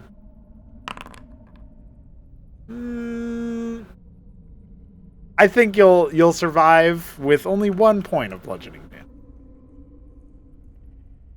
It is a 20-foot fall, after all. And you're still laughing hysterically. I wonder what it sounds like when I laugh. It's probably a really scary sound, I would imagine. Like, really high-pitched chittering, maybe? What do you think? I'll agree with that if someone random here has to roll a charisma saving throw or else be feared. I'm going to roll a charisma saving throw, but it's be disgusted. Nathaniel's unfazed. He turns to Zazzle and says, Do you think it was the chest or the crystals that sent that thing rolling? and then he points with the great club at Kyle. As he's rivaling What on would the I floor roll to laughing. determine that? I guess you could try Arcana. It's in the chest. You're still laughing. Yeah, you're still laughing. You can't even get up. You gotta wait for, like, the equivalent of 1 turn, so I'll hear from everybody else's actions, and then we'll go from there afterwards. Tiber, within the chest, disappointingly, is a single ring. It's a golden band with a red gemstone. It seems to almost call to you a little bit, but it's the only thing in there, so maybe that's why. Oh, he has to reload. Oh. Yeah, my tab died for some reason, but Tiber, when the image of the woman appears, he'll just have his arms folded, looking very disappointed, and he'll say aloud, "Who the hell would keep the image of a woman in a chest? It doesn't make any sense." And as the image fades and it has no effect, he'll see the ring. It'll reach down and pick it up and be like, so this is what I'm talking about. Fucking Kronk. All right, He will. Mhm. I'm assuming the ring is not meant for a Goliath finger, but he will try to put it on his pinky and see if it fits. It can kind of be forced around it, yeah. And, there's something about it that seems to just fit snugly. I bet this would hurt like a bitch if I punched somebody. Nathaniel says, "What did you find?" There was a woman in here, but she's gone now. I think I found her wedding ring, though. Does Nathaniel see a woman in the chest? No, there's nothing in the chest, in fact. A wedding ring. A woman. Tiber, I'd be more careful looking into these chests. This whole place is laced with magic. He points with his club at the crystals. Don't you tell me about being careful after you just walk up and break shit. Nathaniel responds, It's different. I'm protected. Dude, that was You a are clever dig for an idiot. It's really good. Am I done laughing? Yes. And I'll hold out my hand. Are and we my sure fingers Eric wasn't scared? What was Tiber saying? I'll hold out my hand with my fingers extended for Nathaniel to see the ring, and I'll say, "Now that I have this, I can wed my fist to somebody's face." That's really good. I think your fists are bigamists already. Was the ring magical? Well, we have to get to Zazzle's Arcana check as well, right? What was Zazzle's Arcana check Yes. about? Like, what set off Akoxy? Oh yeah. So, Nathaniel was pointing at Akoxy and asked if the crystals or the chest were the cause of him laughing and falling to the floor. Well, there's lots of powerful arcane energy just emanating. It might as well be shedding or molting like a snake. It's just coming off of the crystalline obelisk in droves. There is also that sort of faint taste in the air of burnt air, similar to a magical trap being sprung. And for that, you can look towards the chest, though it seems quite impotent now. Basil impales himself on the obelisk. No, he doesn't. He's An fine. offering to corn. No, It seems Yeah. that this chest had some sort of magical trap associated with it, but whatever it was, it's already been sprung. I assume it was only Akoxy who was affected.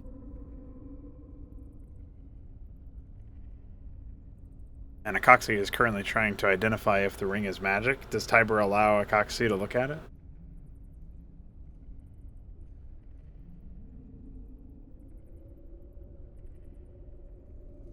Tiber's silence is a yes.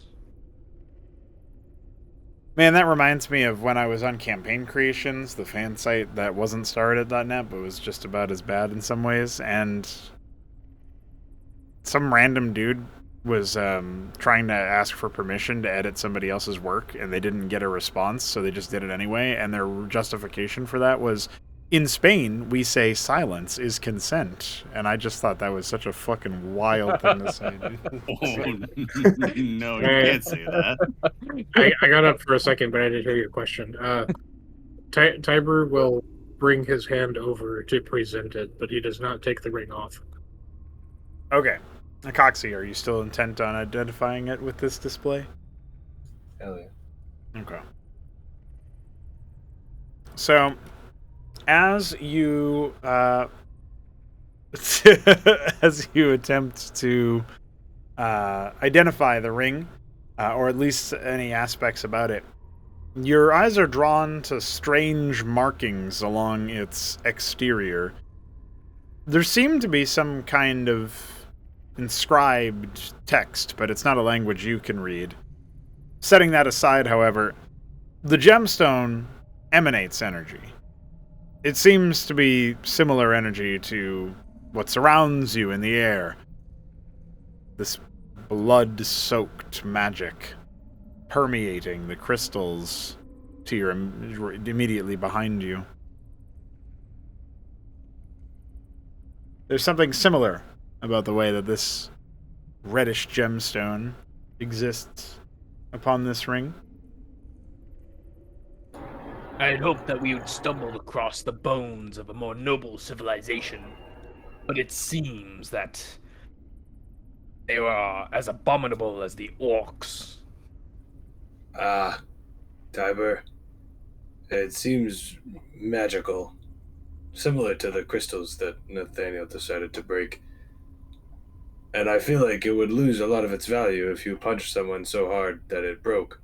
So perhaps you give it to a magic user, like Zazzle or me, or Leoza, if you like Leoza that much.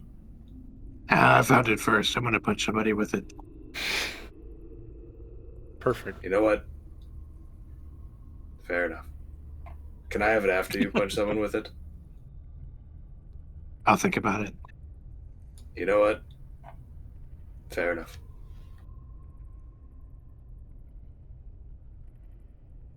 I have a question. Okay. Has anyone mentioned the fact that there was a drow at any point? Oh. Did you guys talk much about your past encounters? I don't think so, right? I think they mentioned No, fighting we more talked about orcs. fighting orcs. DM, I'm high. What? Damn. Oh. Oh, we knew that already. This screams of drow to me. You are back higher up, right? Yeah. Okay. That's why I said I'm high. I don't know if you can manually Alright, set your so- elevations. I can't. Okay. Or if What I about can, I this don't know how. blood altar? It's the same right-click thing for you, Akaxi, so if you can't do it there, then... Like, if there's no option to set it, then that's what it is. Holy shit! I can set it. Oh, good. DM, I don't need you. Alright. Just remember it's 20 feet. Yeah, I got it right now. Alright, so Nathaniel's walked over to examine the southern part of the room, along with Tybert. There lies a number of unlit torches amidst the pile of urns, some of which have been smashed and dashed. Remains, or perhaps just dust and ash, seem to spill out of the broken urns. Whether they were funeral spots or something else remains unclear right now. Nathaniel is standing before another one of the bone blood chairs, this one seemingly not fully used, or perhaps too thoroughly used, as a live skeleton of some sort of humanoid stature has been impaled upon it. Some of their bones have been removed and left on the floor, others are missing entirely from the picture. The grim visage stares off into the abyss. There seems to be no trace of blood. It's humanoid, most likely elven or human. Some key identifying features have been removed from the carcass, however.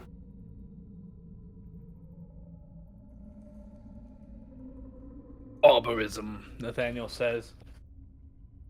He puts his great club away and draws his dagger and sword once more. And then he examines the door.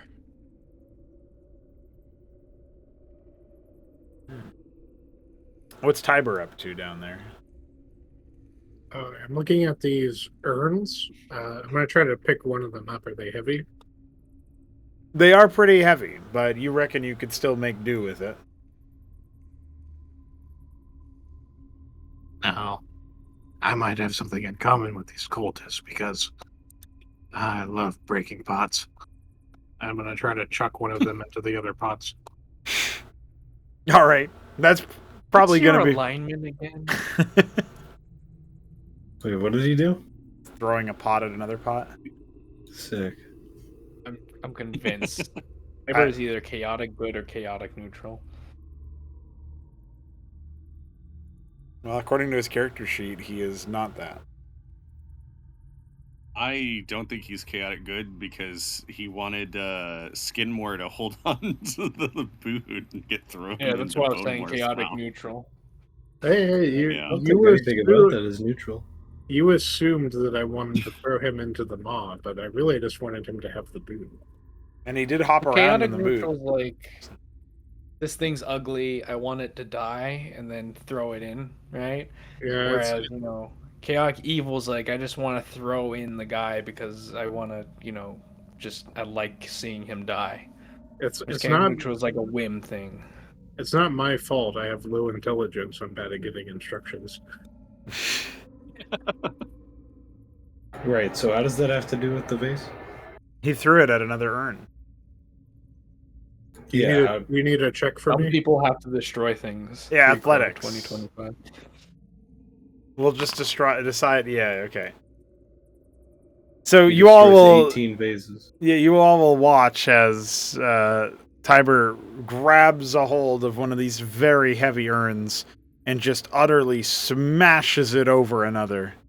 Out forth from both urns spill an enormous amount of gold. Must be hundreds of pieces of it. Yeah, now that's what I'm talking about. Who That knew was righteous gonna be, like- indignation could lead to such riches, brother? Nathaniel says as he goes to pick up some gold. How common is gold down here in hell? Incredibly I mean, uncommon. Coxie is dropping onto Tiber's back and like shoveling it into his fucking backpack. If I'm like- gold's not common, how do you have a sense of greed? I'm already leaned over. Anything you picking should have no them up sense of myself. commerce. So when you drop down, it's like you're landing on a table, which is my back. Yeah, he's dropping down Well- onto your back and then dropping down onto the ground to pick up the gold. Also, I would if- assume at the very least Drow still use gold as a currency, so Yeah, but in the he's not Underdark, drow. people would still. He's I the know- hunter oh, yes. gatherer you have to people. understand, I know of it, and therefore the fact that it does not exist means that I could be incredibly rich because no one else has it. It's not like we This don't is buy like- things. This is like the what's it called? The people on that island that have never been contacted, right? We're not an uncontacted tribe. What are you talking about?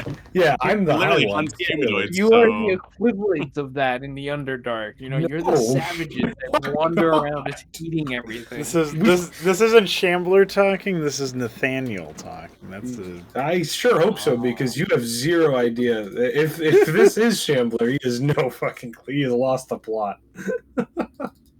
Anyway, Zazzle's reaction to this is to be spooked, his eyes open wide, and he says, "Do all city folk simply smash and break everything in their path?" City But folk. you should have seen the path that Tiber left for us to retrace our steps when we came to find you and Bonemore. I'm not Nathaniel city. will say, There is nothing wrong with destroying the property of heathens. what a I'm thing sure to say to a Tiber druid. was simply just as enraged as I at the sight of such cruelty. How much gold do I get? Tiber will look at you with an amused grin. He will say, I'm not city folk, Crocman. I literally came from the dirt. True. Started from the bottom, now we hear Tiber edition. yeah, the city folk make up excuses as to why the weird monster people are barbaric. Yeah. Zazzle, you can't help but notice that out from one of the smashed urns rolls a very small but undeniably skull-shaped object, as if it was just mixed in with the gold. He's gonna pick that up and take a look at it and inspect it. The skull seems to be fairly difficult to decipher. It's almost like you're missing pieces of it. But the longer you look at it, it's almost maybe like more pieces of it slot into place, as if you can make out more details than you could the first time. And then you swear you see an aspect of it that you hadn't seen before, like turning it over in your hands, gazing upon certain details on it. It's as if it gets fuller and even a bit more sizable the longer you're holding on to it. And before you know it, you swear you don't see just bone, but perhaps a little bit of skin, perhaps a little bit of muscle, cartilage, tissue. Zazzle, it seems to be forming into an actual head. Please say something. What is happening with this? And then he drops it. Coxie, hearing that maybe the gold is trapped like everything else that has been in this room, he immediately just drops it all onto the ground. And he looks at He the starts head. empty jumping it on his back. I start Yeah. picking up the gold that you dropped. And he looks at Zazzle and sees the head forming. And Yeah. he's Before I like, act, how much gold have I pocketed?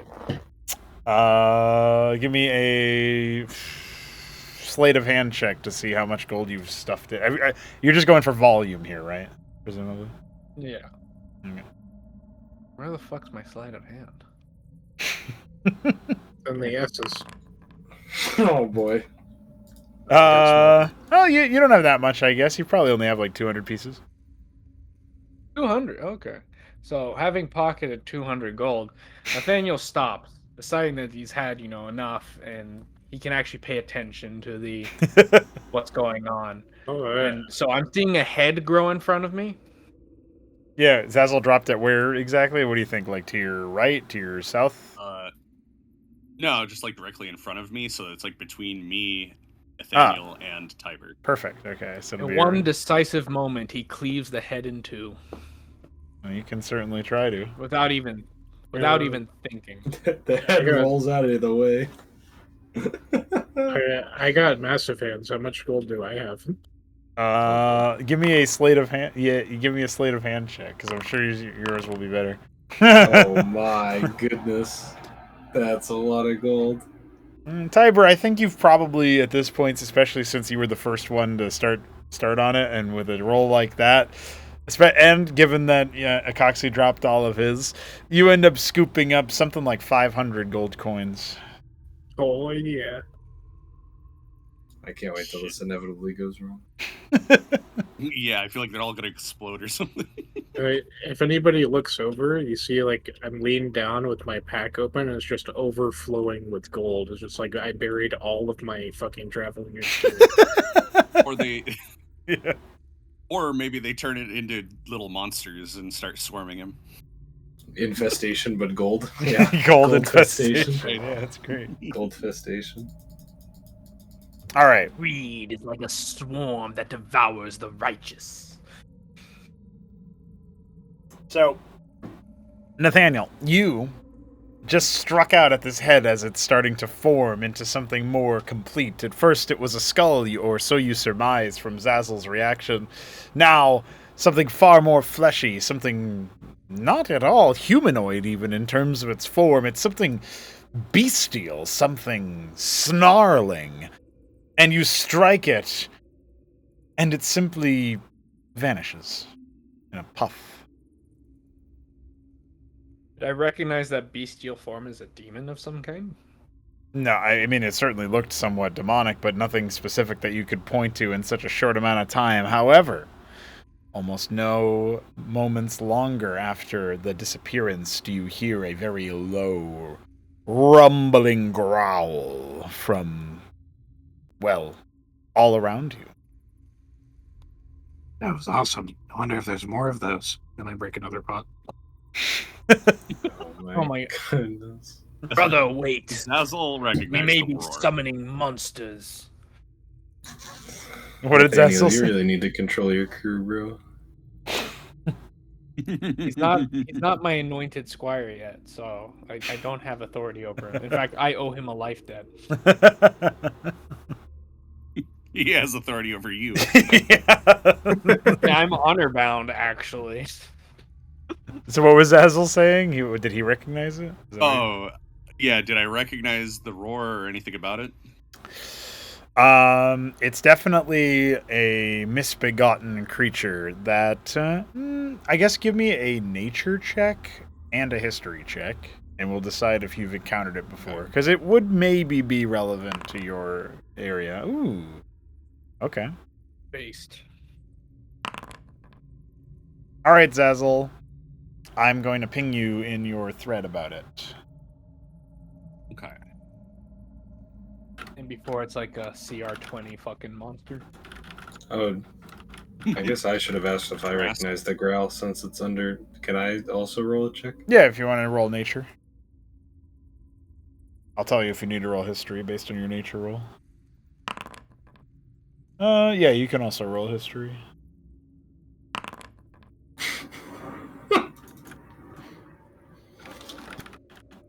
Me when I Everyone's getting know. all the checks for like checking shit out.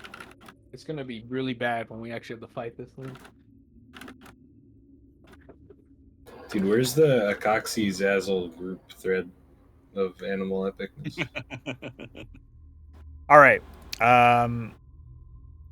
Acoxy, you have never heard that sound before in your whole life. That's your update. Oh, cool. I'm glad I made those checks. You couldn't possibly know what it is. But Zazzle knows what it is. Yeah, I just pinged you about Is that. Zazzle going to tell us what the demon from hell is, or Did you Whatever. actually say that it was a demon? Like, out loud? No, he didn't. No. Well, he's been saying that this whole room is like the work of demons and all that, but he Right. When the head came out, no, he didn't say anything. He said that we might be summoning Oh, okay. monster. Tiber. So, Zazzle's gonna turn to Nathaniel and say, "This is no monster exactly. More of a creature, but one that should not be here. I'm actually confused. Someone must have brought it here. I do Are we not in know. danger? I do not know of what purpose. Indeed, we are. For this creature is aggressive and territorial. What we face here appears to be an owl bear, if my ears do not betray me." Holy shit! I get a pet. Bro, it's an owl bear. Yeah, owlbear cub. Oh my lord. Wait, the owl bear was the head? That's what it seems like from That's what the roar. what Zazzle said. Yeah. Okay. But Nathaniel will say, and what's it doing ahead? Why don't we go find I out? have no idea what it's doing here.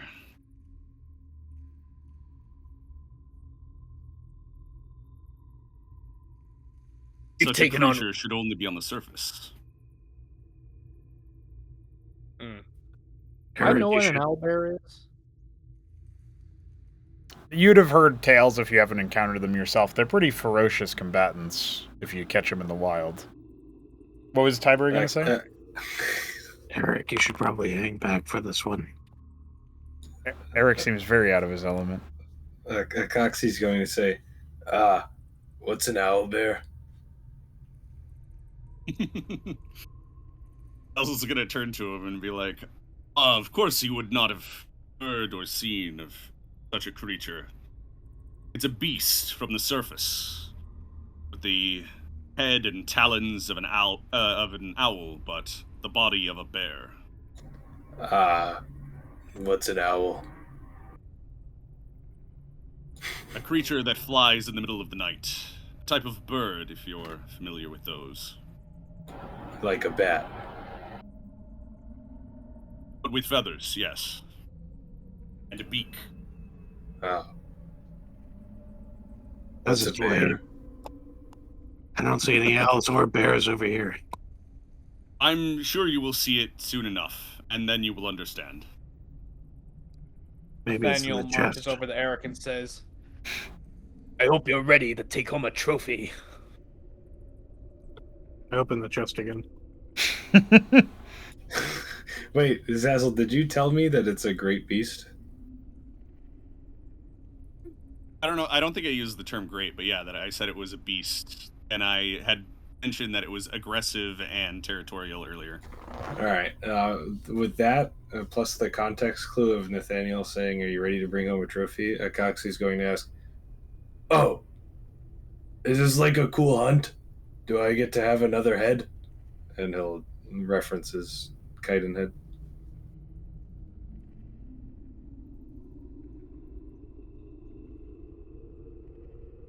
Zazzle is going to say, "I do not believe we will need to hunt the creature. I am a druid, as you might recall. I specialize in handling beasts. It's possible I may be able to calm the creature and avoid any sort of confrontation." Tiber, you swing open the chest again. Can you make another Constitution saving throw for me? What an idiot.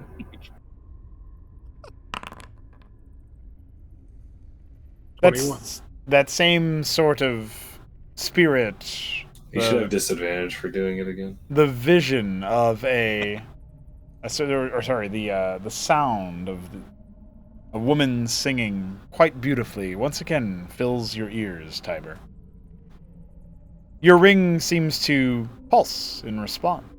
It's like a throbbing that takes some of your attention.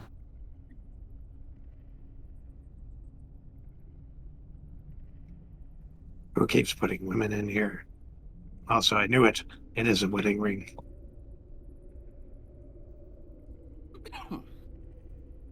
I just realized Oh. that the ring is the key to this fucking thing to like release all the spirits or something. And then it's like, yes, there's women in this chest. Yeah, And we're 'cause you never didn't- ever gonna put the ring in there Because you because didn't convince Tiber your has your the brain ring. dead idiot man friend that he should probably give the ring to someone with half a brain cell. You No, were just because like, Nathaniel's "Hey, not making magic the ring, let's give it to the idiot." This chest is Nathaniel's not bullshit. making that connection. Like, oh yeah, it's Tiber's ring. You know, Tiber laid claim to it. You know, he told off what's his name. He wants to punch someone with it first.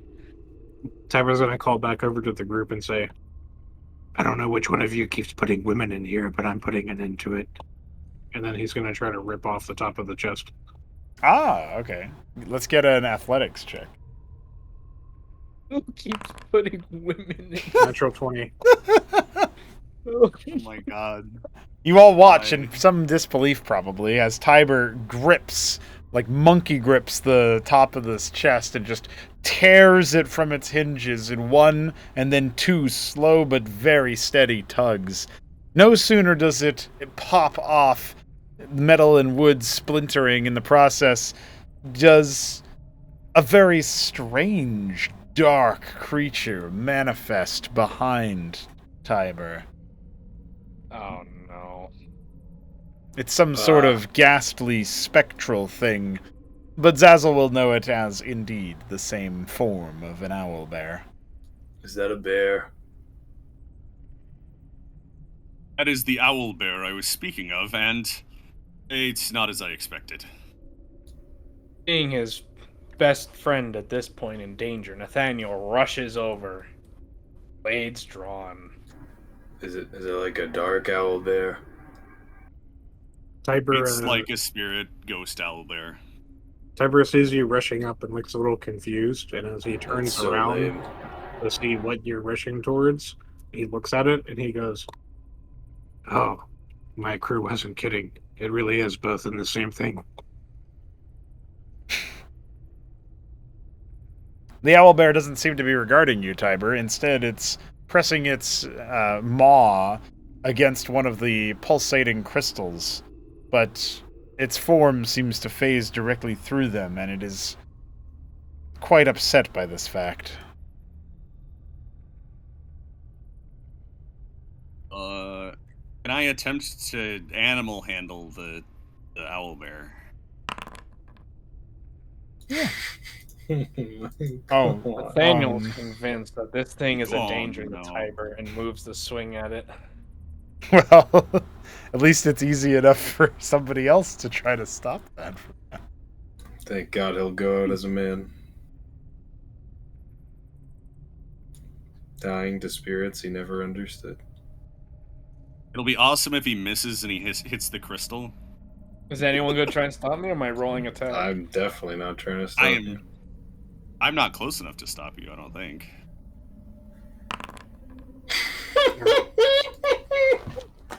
Someone you're not stabbing wrong. a crystal, baby. Oh my God.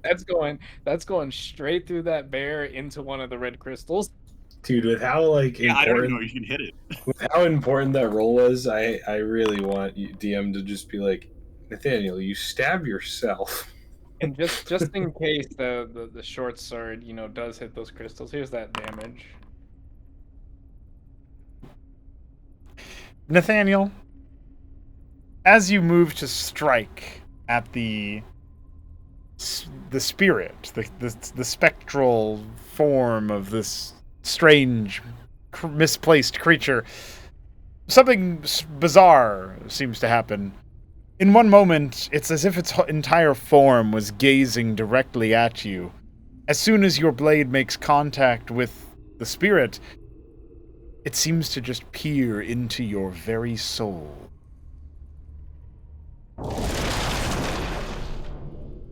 Vines shoot out from the earth, the very stones breaking open to accommodate them. The creature seems to be working magic upon you. I'm going to need a strength saving throw from both of you. Both Tiber and Nathaniel. Dude, you not wanting was so good. Fuck my rolls. It's just been dog shit all day. Nice 3, buddy. What about you, Tiber? Any strength roll? Oh no! Oh my god. Finally. I mean, I've been rolling really well the whole game, so That's right. You find yourselves both thoroughly restrained by the grasping vines that now populate the area. And the Wraith continues to, in vain, attempt to negotiate with the obelisk. No longer paying any mind or heed towards Nathaniel or Tiber. I'll seeing the is it like plant material that wrapped around us? Yeah, that's right. And it says that you are restrained. Restrained can use an action to make a strength check to free it. So Before I do that, yeah. I'll look to the Phantom and I will say, "Hey, this seems kind of unfair. I say you free. If you wanted me to smash that blood crystal, you could have just said so." Coxie will ask Zazzle, saying, you think this has anything to do with that ring or the weird woman he keeps talking about? I am pretty sure it's all related, but since the city folk can't stop smashing things and breaking things, it's making it quite difficult to do anything about anything. Do you But I think will I try should? to calm down this owlbear. City Do you- folk, he says that Tiber is like Do you- fucking hermit. Do you think I should go get the ring from Tiber and try and fix this scenario? Yes. Retrieve the ring from Tiber. I will try to address the owlbear. Zazzle's gonna try to, move up outside of the vines here. Eric says, He's gonna, Eric quickly just interjects and says, and I'll shoot it if it does anything else. There you go. That's it. Wait until I let you know to shoot it.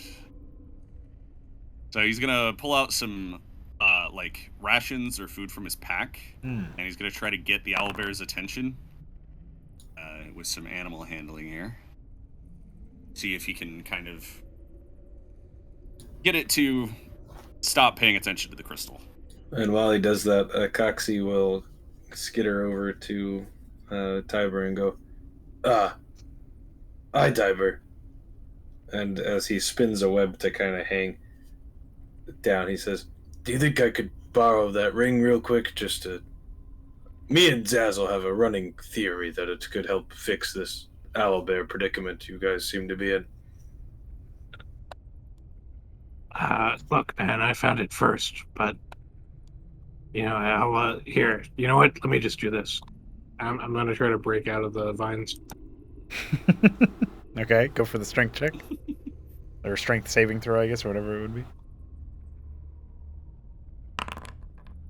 Ooh.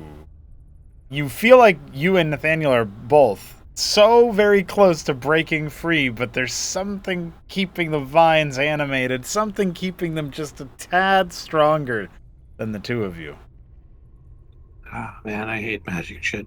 Look, you get me under these vines, and I'll smash that crystal it's trying to eat.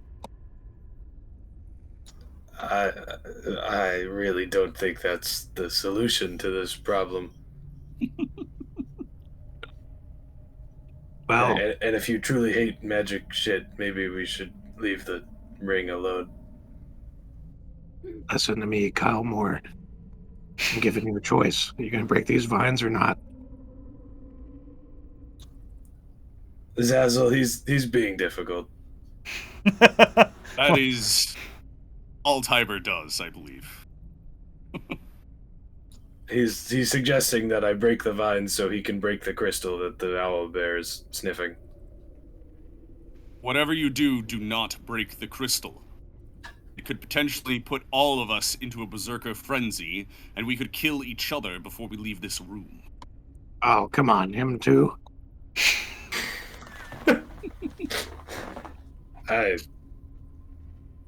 This crew is really strange. Nathaniel, can you do something about Tiber?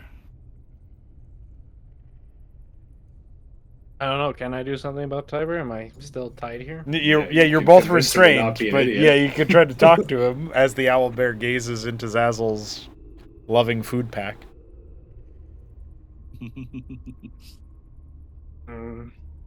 So Zazzle was the one who asked me, right? Yes, not a coxie. Brother, I think it's wise to listen to the druid. Dealing with these situations is their specialty.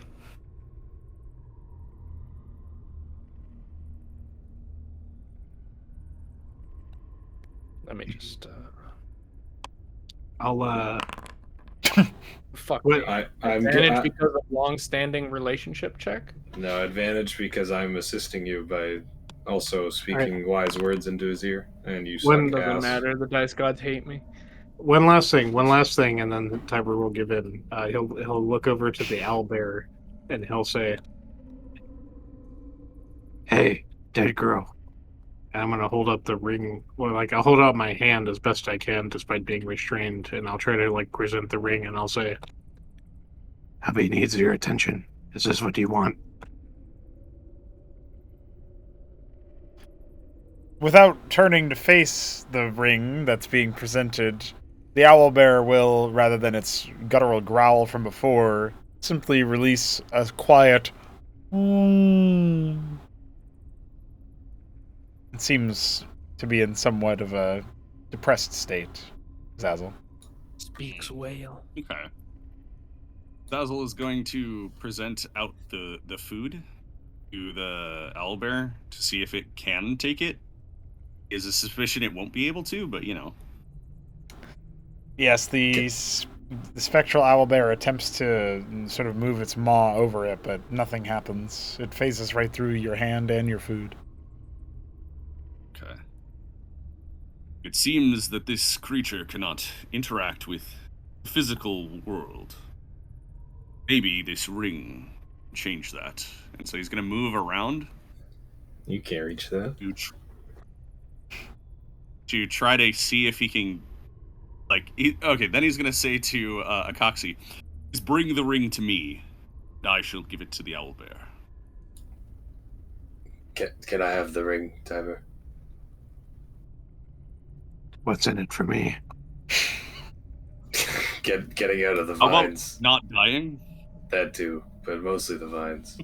I'm not afraid of dying. Look at me. Nathaniel, I would like to get out of these vines. If you would please just hand them the ring. Oh, fine. see, you're even making me and Nathaniel agree on something. That's what's in it for you. As he takes the ring. That is Baby, I'm scary. helping you out. If you don't get me out quickly, I'll choke you once I break my way out. You hear that, Calmore? You got more friends now. I don't know what you're calling me, but it's Kyle Moore, like Skin Moore, Bone Moore. Yeah, he's an idiot. And Tiber is idiot more. Okay. Dumb Yeah, Moore. Tiber's dumb more. Yeah. Dumb more. Dumb more. No, his So- name's Brainmore, obviously. Acoxy will put on the ring. Is there any obvious things that he should do with this ring, or is there zero urges at all as he puts on the ring?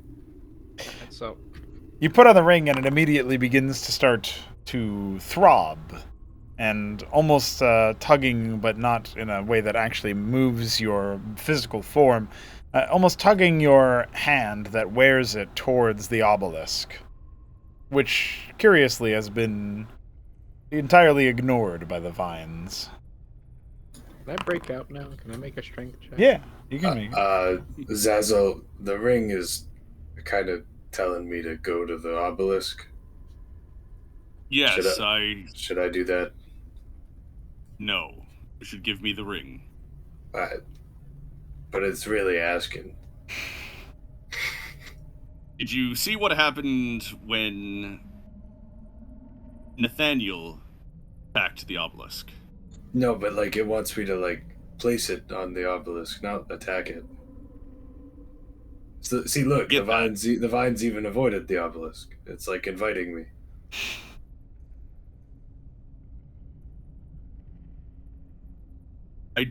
No one here listens to me, do they? Hey, I've been very helpful so far. I even learned what an owl, a bear, and owlbear were. This is Bailiff true. now knows how what's his name feels Augustius. Now, please hand me the ring. Oh no, right. And he'll go down and he'll spin his web. Could I get it back after? Assuming that I do not learn that it is incredibly dangerous, then sure. Incredibly dangerous for our enemies, you mean? Yeah, right. Of course. So, now that Zazzle has the ring, can he do an Arcana check on it? Because obviously there's something magical going on with it. Sure. Can I assist him by telling him my knowledge of what I already know? What do you already know? When I already did the Arcana check on the ring? Oh, sure. Oh yeah, do it again. Okay.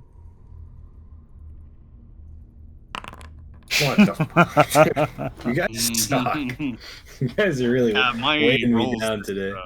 Yeah, I think Balethal has been uniquely, like, singled out by the dice this game. I don't know why. No, you had a good animal handling check. Oh, that's true. Most That's of true. his That's rolls the have been only good check strugglesome. I've had the whole Yeah, session. that's still one. While he does that, can I Arcana check the obelisk since I haven't done that yet? Well, yeah, you can decide. You can think about what you're going to ask me specifically, and then I'm going to say to Zazzle that the ring seems to indeed be pulling towards the obelisk. The only question is, why were they separated to begin with an unlocked chest being the only two things that split the two? And what is the connection to this owl bear? Has it been long enough for me to make another strength check? Yes. Nathaniel is also assisting you, so you can roll with advantage, if you like. Oh, shit. Or you can just roll like a man. Wow. Well, thankfully, that is just barely enough to get you disentangled.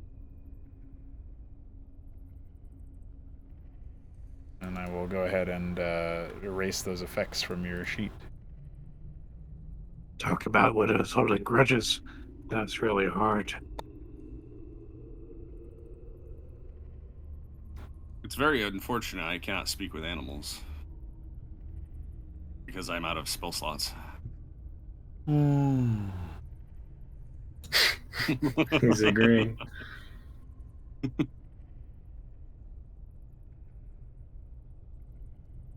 gonna walk up and try to pet the phantom. Unfortunately, Tiber, your mitt goes right through it.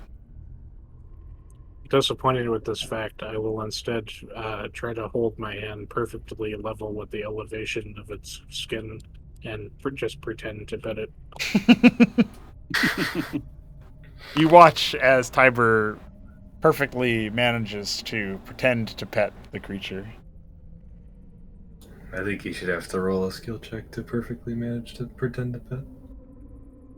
Well, he adequately manages to pretend to pet the creature.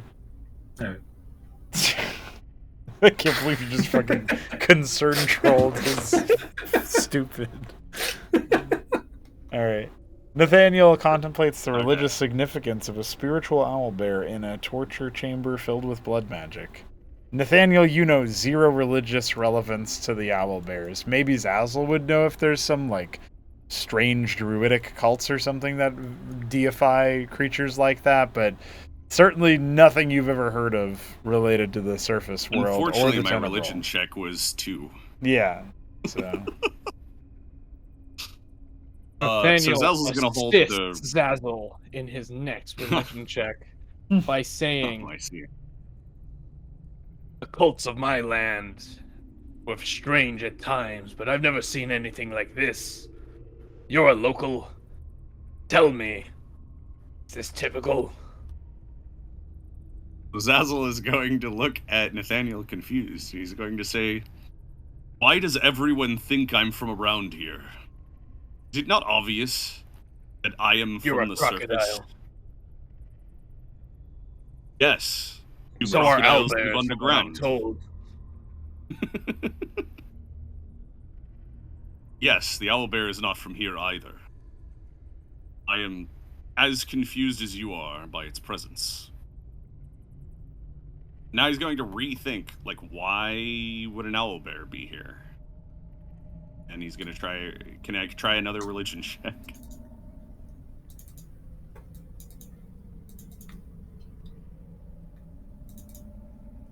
Uh-oh. What? Oh, you didn't respond. What did you say? Oh, I said, now Zazzle is going to rethink, like, why is an owlbear here? Oh. And try another religion check. Oh, okay. Yeah, I was waiting for the religion check. That's why I didn't respond. Oh, okay. I don't know if I thought when my brother said that, I thought I missed something he said. Oh, no. All right. So, okay. So Zazzle. The owlbear could only make sense as perhaps the spirit of a lost familiar. Perhaps the spirit of an animal companion. Perhaps the spirit of a pet. Something of that nature. Its connection to the band and to the room may be circumstantial. It may be that there is no real, genuine meaning to the owlbear itself, but instead it was simply a possessed item that had been locked in here to be buried along with its owner. The rest of the urns themselves have not precisely been cataloged or smashed, so it's certainly difficult to say, but whatever it is, it's strange. So then Zazzle's going to look to the, like, kind of between Nathaniel and Acoxy, like, back and forth, and he's going to say, I believe the owlbear may bear some connection to someone who was killed here. It may be that they are anchored here by some possession. I suppose, possibly the ring, or be a different possession within the urns in this room. And then he's gonna hold the ring out and try to touch the owlbear with it. Can I get my answer to my Arcana check before he does that? In case it holds valuable information. It would seem that the ring holding a similar kind of energy to whatever these obelisk crystals do would theoretically provide some kind of activation energy. Though why or what that activation would do is not immediately obvious.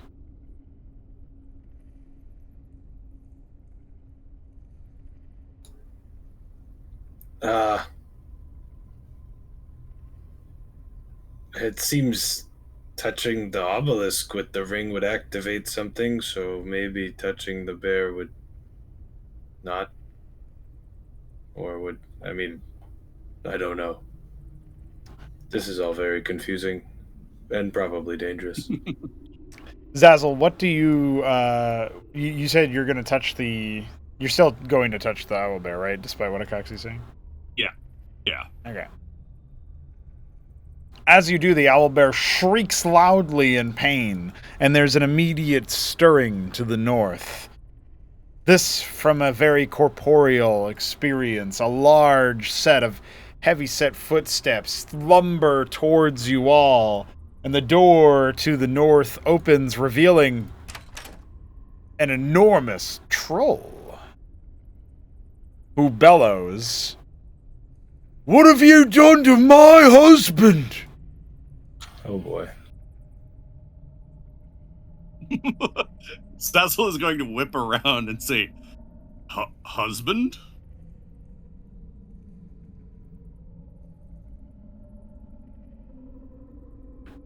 Oh, the ogre said father. This one says husband. So this is mother. Someone killed dad, and they're blaming it on us. Might have been us. I didn't kill dad. We killed baby. If we're being honest, there are clearly no men in that chest.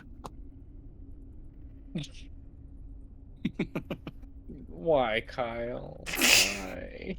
I'm just keeping it there in case I need it Why for are you later. violent? Yeah, he's not using it yet. He's just Guys, keeping the you temple. do not get to ask me why I'm violent. I smash inanimate Just objects. for that, I'm rolling the You attack. shoot Just rays for of that, frost just at I'm mama rolling the trolls. attack. Just for that, I'm rolling the attack. No, you can't Oh, do. no. That's out of character. No, I know. But I should have. I should have punished you. I mean, I'll kill a troll. I'm down, but like, let's roll for troll racism. This- Troll If it's racism. higher than a 10, It's not higher than a 10. Right. That's just it's not. Nathaniel has only moderate prejudice against trolls. amazing. Why is every one of your characters racist? Really not. makes you think. Jason's not. Ah. He doesn't. When is Jason profiled Hey, anyway? hey, hey, don't waste valuable session time on this. So I got banned for this, bro. Right. What that translates to is think of the example, but hold on to it. And then That tell really me fucking got me. This man ripped the chest off and threw like multiple fucking urn and told Skidmore to hop around in a fucking boot. He's so waste value. I hate all of you. Well, honestly, the best part about that is at least those were all in character, and I guess the point is this is an out of character argument about racism, and not Exactly. Can I use my extra $30 to revoke Three Crows? No, that's really good. That was really good. Hey, brother, you don't I want have to to play make it that game. $90. I will out donate you. What a wild statement. You can't even order your food on time weekly, so we'll find out about that. I was here before you today, brother.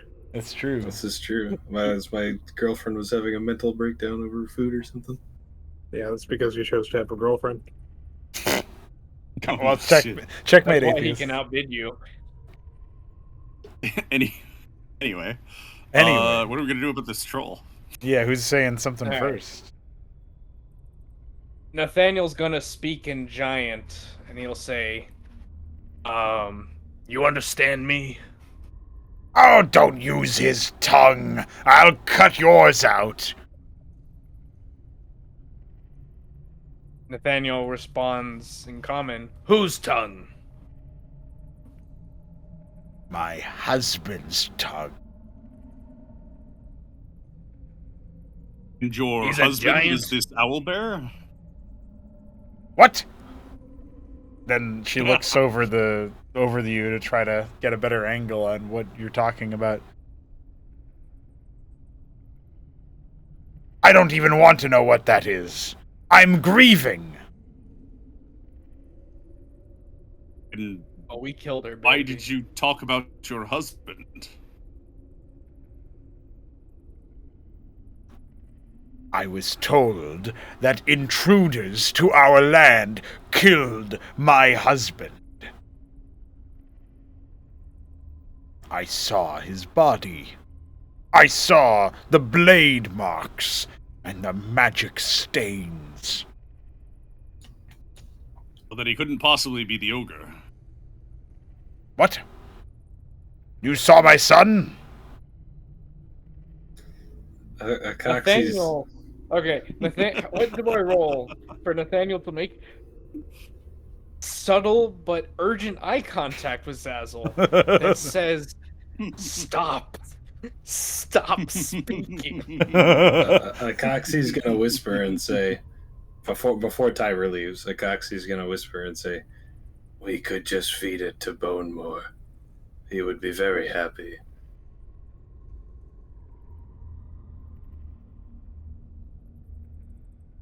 So Zazzle, after noticing Nathaniel's look, is going to be like, the ogre is doing very well. We avoided him entirely. Perception roll. Yeah, I think Deception roll? that is probably a Yeah, deception. that is a bald-faced lie, my friend. Yeah. All right, I assist Yeah. you by making a very loud and sudden That's sound to sort of draw the troll's attention away from that After- god-awful lie. Do trolls have good sense of smell? Yes. What was Tiber gonna Like say? like very good senses of smell? Because I probably still smell like ogre. After Zazzle says this, and he fails his check, Tiber is just going to walk up and say, "Look, you're not going to like hearing this, but I'm the only one who's going to be honest with you here. Oh I yeah, watched- wait, I can't lie. I watched that worm come out of the ground, and it ate that ogre whole. You know, we were there, but it happened so fast, there's nothing we could do." Deception check.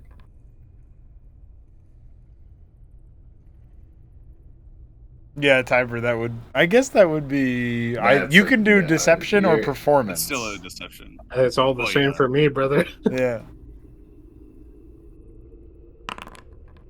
Woo! Of course, Tiber always gets the high rolls. Let's see that saving throw. Hey, man, the dice acknowledge roleplay. That's right. Ugh. The troll seems to consider your words, Tiber.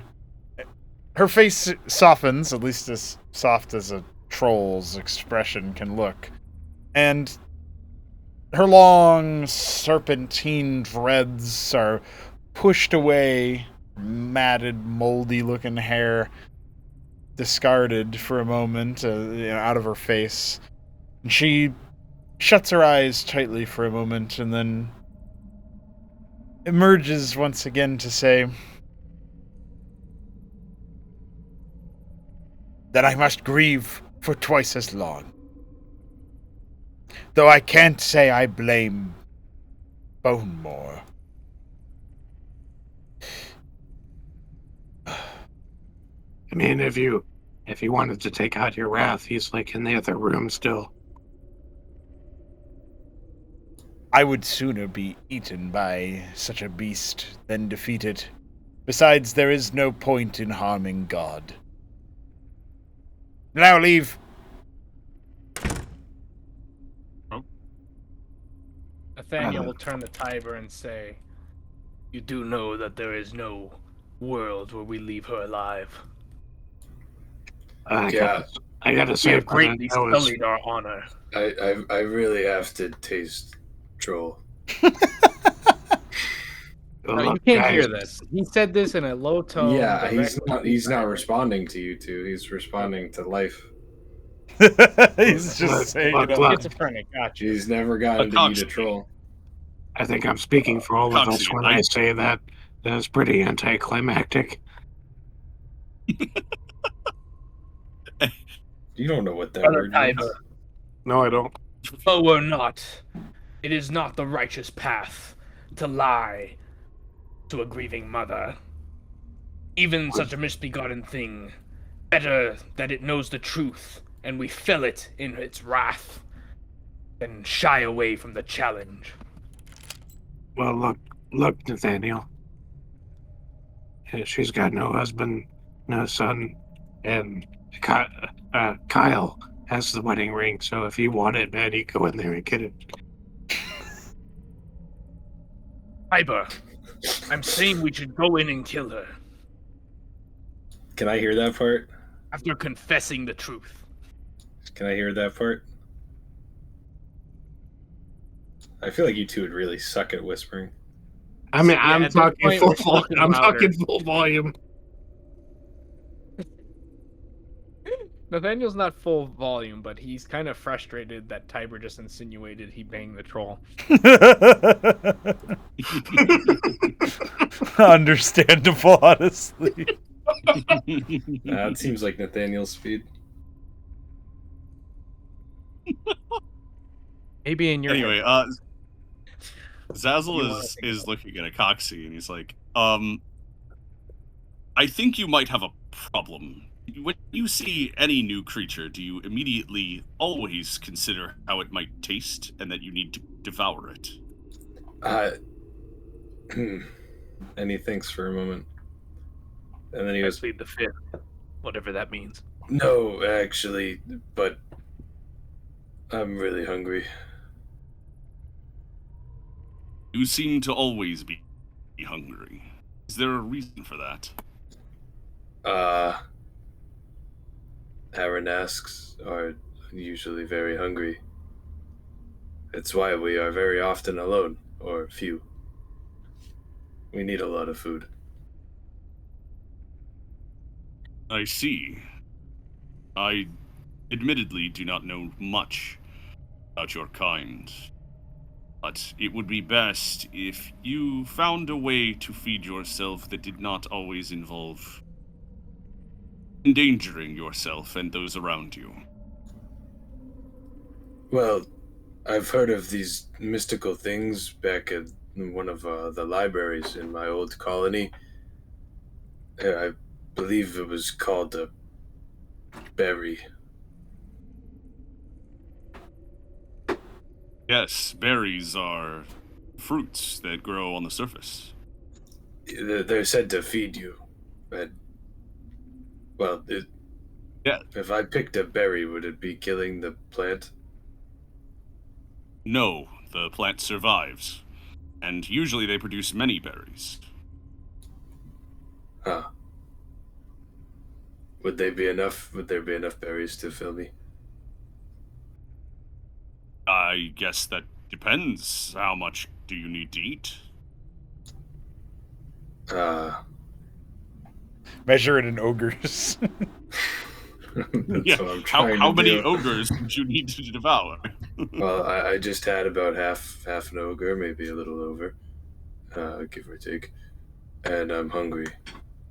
So, more than one ogre, probably. That is a lot of berries. So, finding the right forest that is lush enough, you could probably find enough berries to feed yourself for a few days. Huh. I've always wanted to try a berry.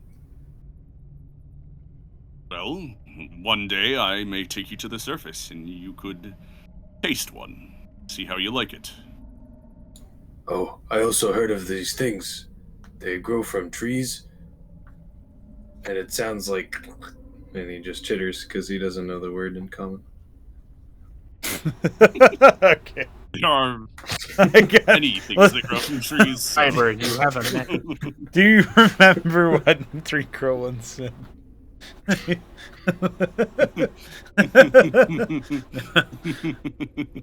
I do have to wrap up here pretty soon, so Tiber should respond to the message that Nathaniel left him, or Shamler could just say it. so- Again. Oh, he's got it. All right. Tiber will look back to you, Nathaniel. He will say, Look, Nathaniel, I understand where you're coming from, but we just bought ourselves a ticket out of not having to fight something that could really kill us. And we still have this whole crypt to explore, not to mention a giant fucking worm on the other side of the room. You know, I feel like we gotta count our blessings here. We should check this place out, and if the troll is the only thing left to fight when we're done, then so be it.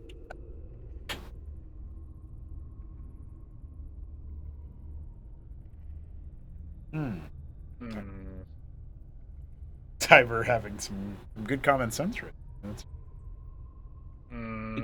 Yeah, but Nathaniel's honorable. He's not gonna just go with the easy path.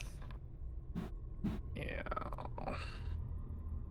Nathaniel frowns deeply and says, Then I will have to confront it alone, brother. Would you truly do that? Hey, man, you know, I saved your life once, but that doesn't mean I have to make good decisions for you, right? the irony. Nathaniel looks very troubled. He says, I expected a man of stone to be made of sterner stuff. and walks away, clearly upset. Yeah, I'm not saying I won't throw down with the troll. It sounds pretty exciting, but she's obviously mourning right now, which means that that's not our problem for at least an hour. Nathaniel just doesn't respond. He's made up his mind about something. Well, you've come to the doorstep of a mourning, grieving troll. You've sort of figured out something to do with this obelisk and this owl bear.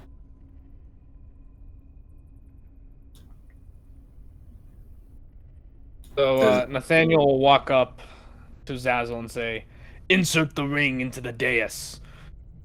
See what happens. I'm tired of beating around the bush." Oh, can I do it? Can I do it, please? Please, Azel? Okay, fine, but you need to wait until we are all out of range. Yeah, As we yeah, all so, move to the other side of the room, you may insert it. I don't want all of us to be turned into a blood frenzy at once. of course, I'm just going to hang from the ceiling. I can take So it. he hands the ring to Kyle. That's what his token says right now. Kyle will And put then the ring on his and then finger. Zazzle moves away. Eric also moves away. Can I put it on a spider arm? Yeah. Alright, Kyle will put it on one of his spider arms. Dude, if we ever found like a metric F ton of magical rings that are really good, Kyle could wear like 10 of them. You can I just certainly thought of try. that. Alright. Before Akaxi lowers himself, he will look to the group and say, are you all safe? Nathaniel stands ready. And how about you, Mr. Owlbear?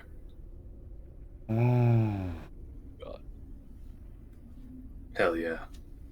And he will lower himself down on a web Mm-hmm.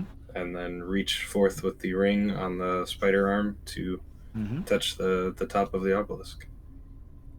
And you're gonna like place the ring socket, like socketing it into the dais. Yeah. Well, Find out next time. yeah, that's one hell of a cliffhanger, to be honest. Damn straight it is. Good answer. What kind of homie intentionally cliffhangers the party? That was a, you heard of like team killing in a D&D game, but that was team cliffhangering right there. That was... I really wanted the cliffhanger to be you attack the troll. I was half debating whether to make the troll the cliffhanger because I do have to go like 3 minutes from now, so I didn't have that much time. But it worked out. It was fine. Oh yeah. We got through one room. Kinda. Yeah. I mean, technically, we got through like 2.5 rooms. I mean, you guys definitely... I thought we did a lot. I Yeah. think Nathaniel's just a hater. We made some money, but like Some money, by the way. This is like a freaking 700 gold between two party Yeah. members.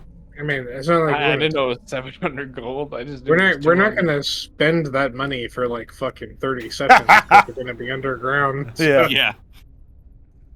Hey, you might That happen money upon right a, there is the mercenary company money. You might happen upon a civilized area and just be the richest people that they've ever seen because they've never That's seen true. like more than 2 gold pieces at once. Or Pretty sure that we're, troll is a spellcaster. or we're gonna encounter Bonemore again. We're gonna have to feed him fucking gold. Because we have That's Dude, possible. it'll turn him into fucking what's that dragon from The Hobbit? Smaug. Smaug, yeah. Smaug. Turn him into Smaug. Well, Smaugmore. we'll have to Yeah. tune in next time for Epic, but obviously we're still planning on Paladin Partner for next week, so I guess we'll Hell stay yeah, tuned for go that. CAG partner. How much of a coffee Go, donation would you need to go for another 2 hours? It's not about a coffee donation as much as it is about Sounds girlfriend like we had time. plans. Yeah, you'd have to pay my girlfriend. How much of a coffee donation would your girlfriend need to let you go for another 2 hours? She's got an Etsy, right?